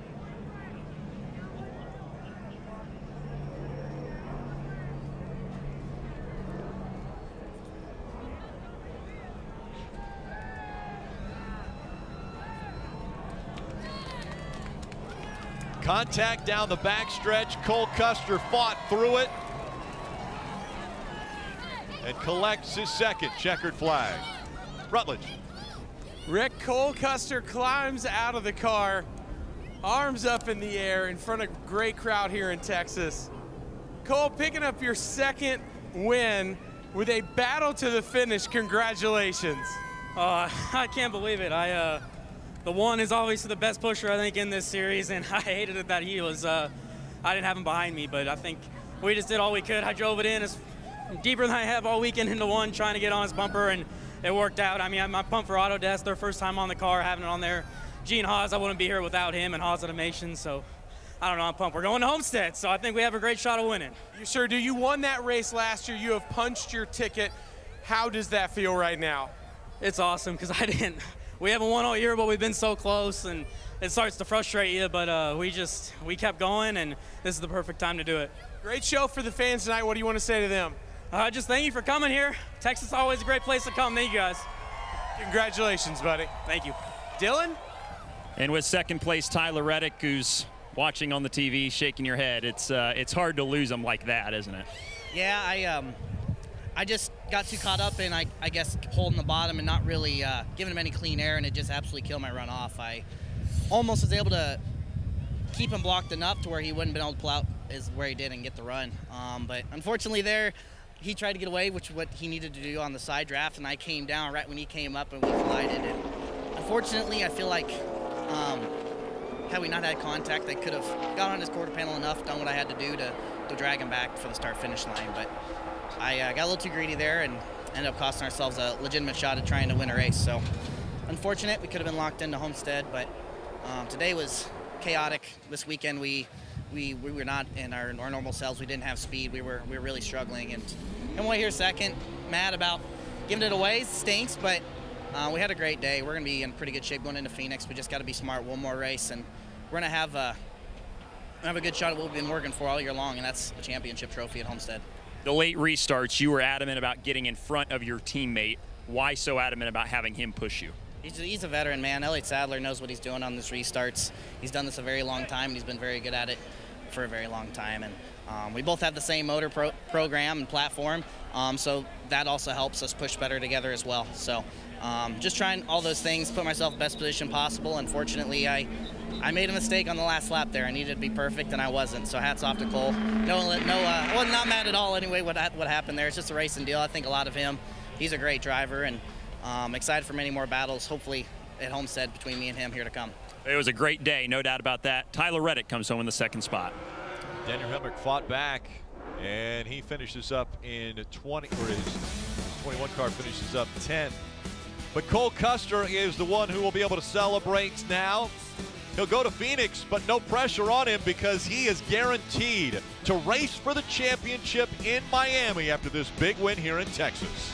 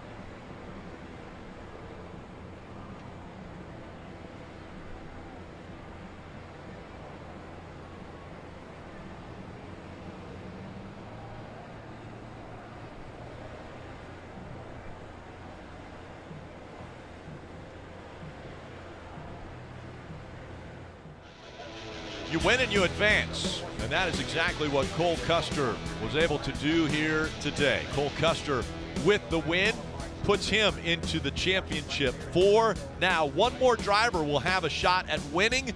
That will happen at Phoenix. The others will get in based on points. Let's hear again from the winner in victory lane. Let's go to Dave. This is the official part, Rick, where he gets showered. That's step number 1. And he gets him back, if he can.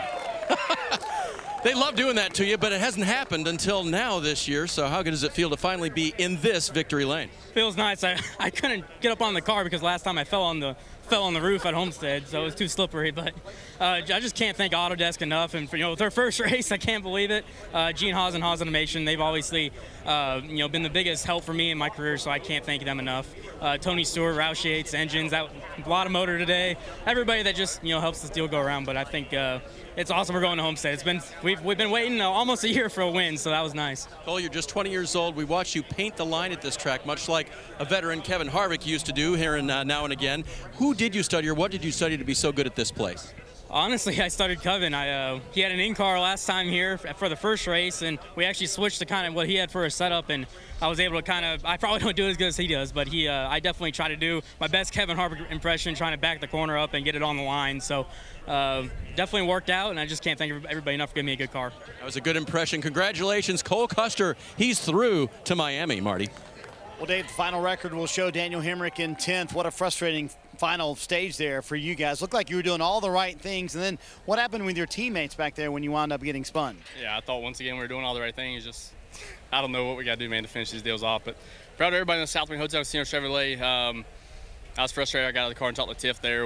Everybody's gouging. We're the first cars on 4 tires and restarting 7th. And you got to be able to get to the gas in 1 and 2. And I got to the gas with the guys in front of me and had a little run. The 2 must have had a run on me and drove into my left rear and about crashed me. And that's all I had, not to crash. And then drove down the corner and the 3 was underneath me and he just lost underneath me and took me out. So we all make mistakes. I've done it. I'm just frustrated given the circumstances and how we continue to put ourselves in the situation here, and we can't catch a break. But our cars are fast, like I've been saying the last couple weeks. Just got to figure out what we got to do to make it all happen.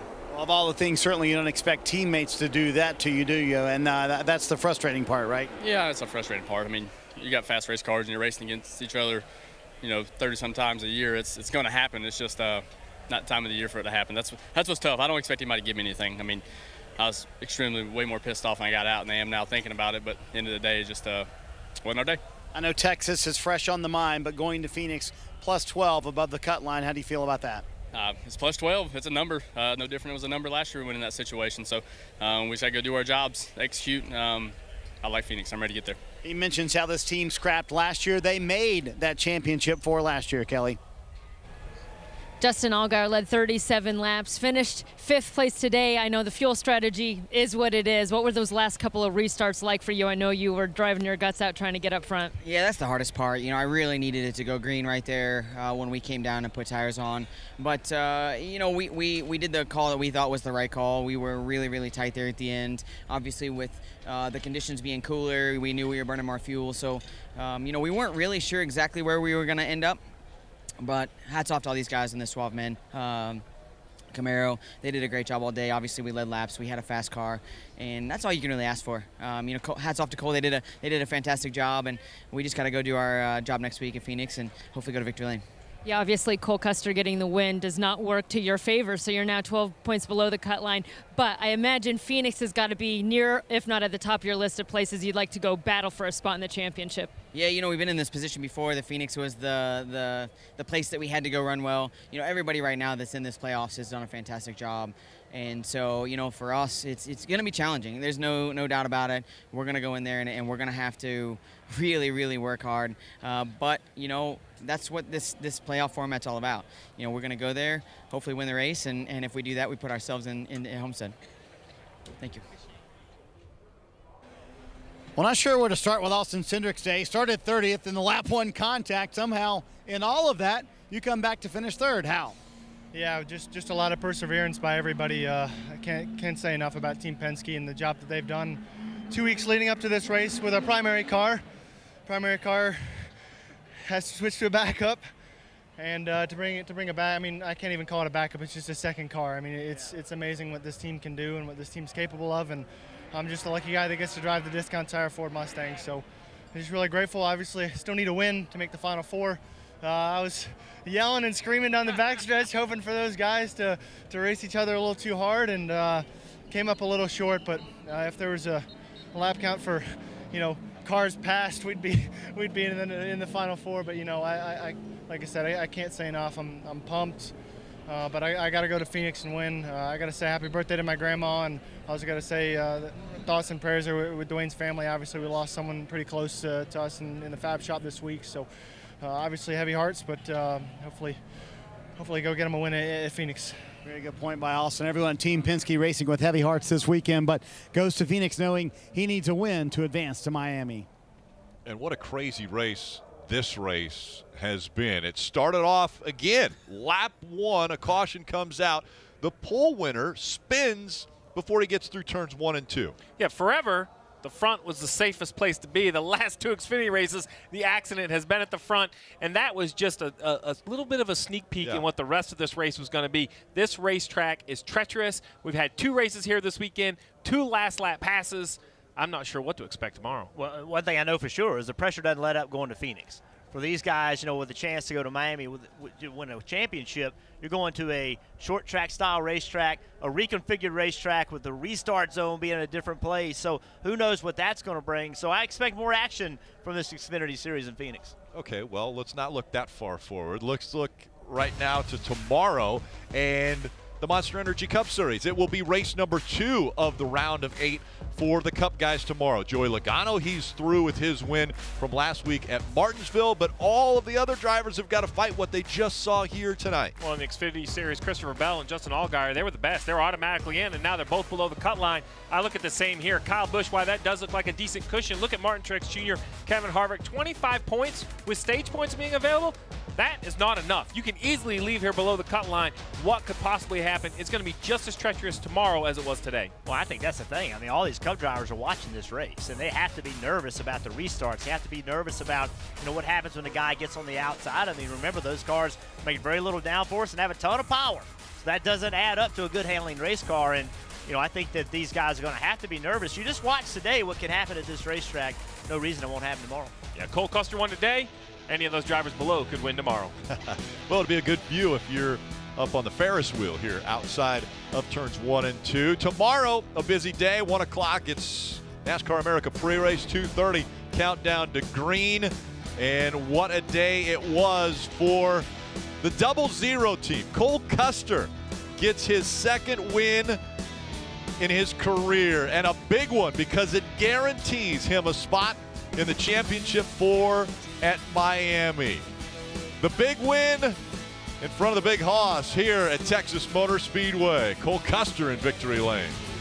This copyrighted telecast may not be reproduced, retransmitted, or used in any form without the authorized written consent of NASCAR Broadcasting. NASCAR would like to thank all of our fans for your support, and we hope you enjoyed today's broadcast.